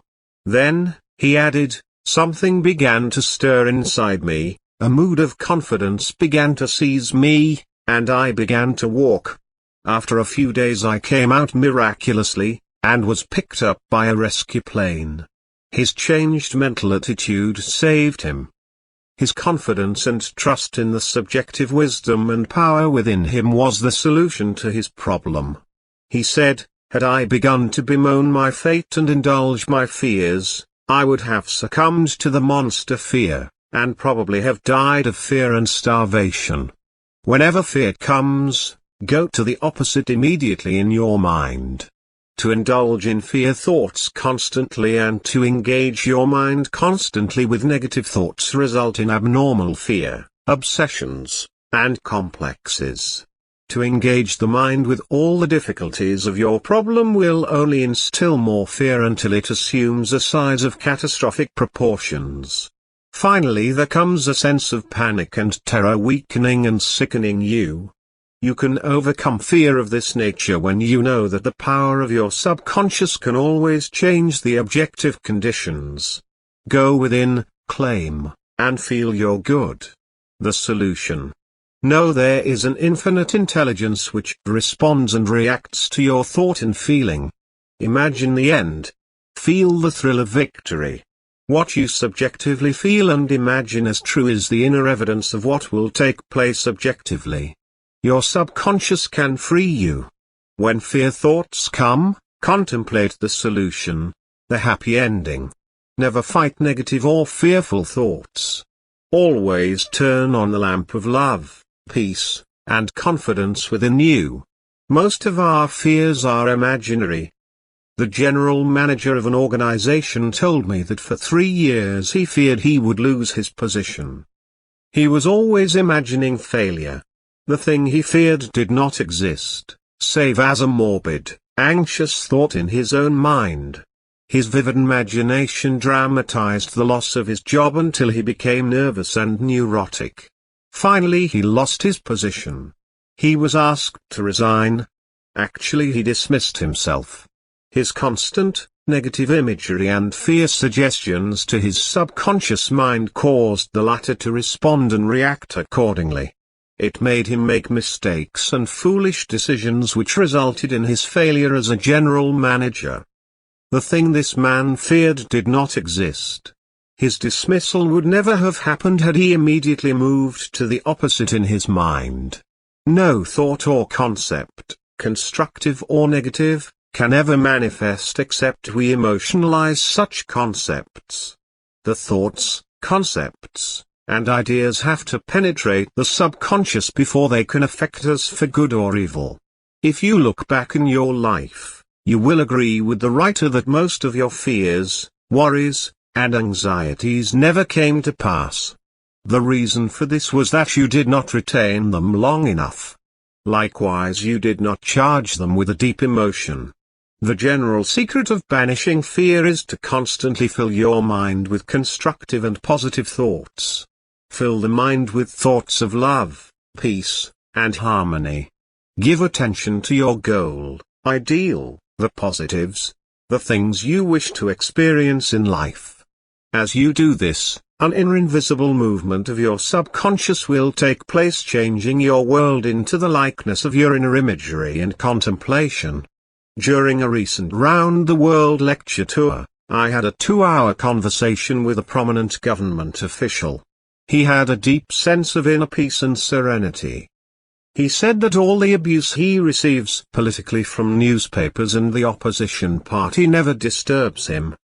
His practice is to sit still for 15 minutes in the morning and realize that in the center of himself is a deep, still ocean of peace. Meditating in this way, he generates tremendous power which overcomes all manner of difficulties and fear. Some months ago, a colleague called him at midnight and told him that a group were plotting against him. This is what he said to his colleague: "I am going to sleep now in perfect peace. You can discuss it with me at 10 a.m. tomorrow." Notice how calm he was, how cool, how peaceful. He didn't start getting excited, tearing his hair, or wringing his hands. At his center he found the still water, an inner peace, and there was a great calm. Your mind is composed of 2 areas, the conscious mind where we reason, and the great unconscious or subconscious depths which somewhat resemble the ocean into which many forgotten fears and false beliefs are lodged. I met a man who came to my hotel in New Delhi, India, for consultation. He was from the British Isles. He had acute sinusitis, a deep sense of grief, and was haunted by unknown fears. I found in talking to him that he hated his father for many years, because the father had bequeathed all his estate to his brother. This hatred developed a deep sense of guilt in his subconscious mind. Because of this guilt he had a deep, hidden fear of being punished. This complex expressed itself as migraine and sinusitis in his body. Fear means pain. Love and goodwill mean peace and health. The fear and guilt which this man had were expressed as disease, or lack of ease or peace. The mucous membranes of his nose were always inflamed. This young man realized that his whole trouble was caused by his own sense of guilt, self-condemnation, and hatred. His father had long since passed on to a higher dimension of life. Actually, he was poisoning himself through hatred. He began to forgive himself. To forgive is to give something for. He practiced saying, "I completely forgive my father." He did what he believed right according to his light. I release him. I wish him peace, harmony, and joy. I am sincere, I mean it. Then he cried for a long time. That was good. He lanced the psychic wound, and all the psychic pus came forth. His sinusitis disappeared. I have had a letter from him saying that the migraine attacks have ceased altogether. The fear of punishment which was lurking in his subconscious mind has now disappeared. Use this perfect formula for casting out fear. I sought the Lord, and he heard me, and delivered me from all my fears. The Lord is an ancient word meaning your subconscious mind. Learn the powers of your subconscious, how it works and functions. Master the techniques given you in this chapter. Put them into practice now. Today. Your subconscious will respond, and you will be free of all fears. I sought the Lord, and he heard me, and delivered me from all my fears. This is the end of The Miracles of Your Mind, by Joseph Murphy.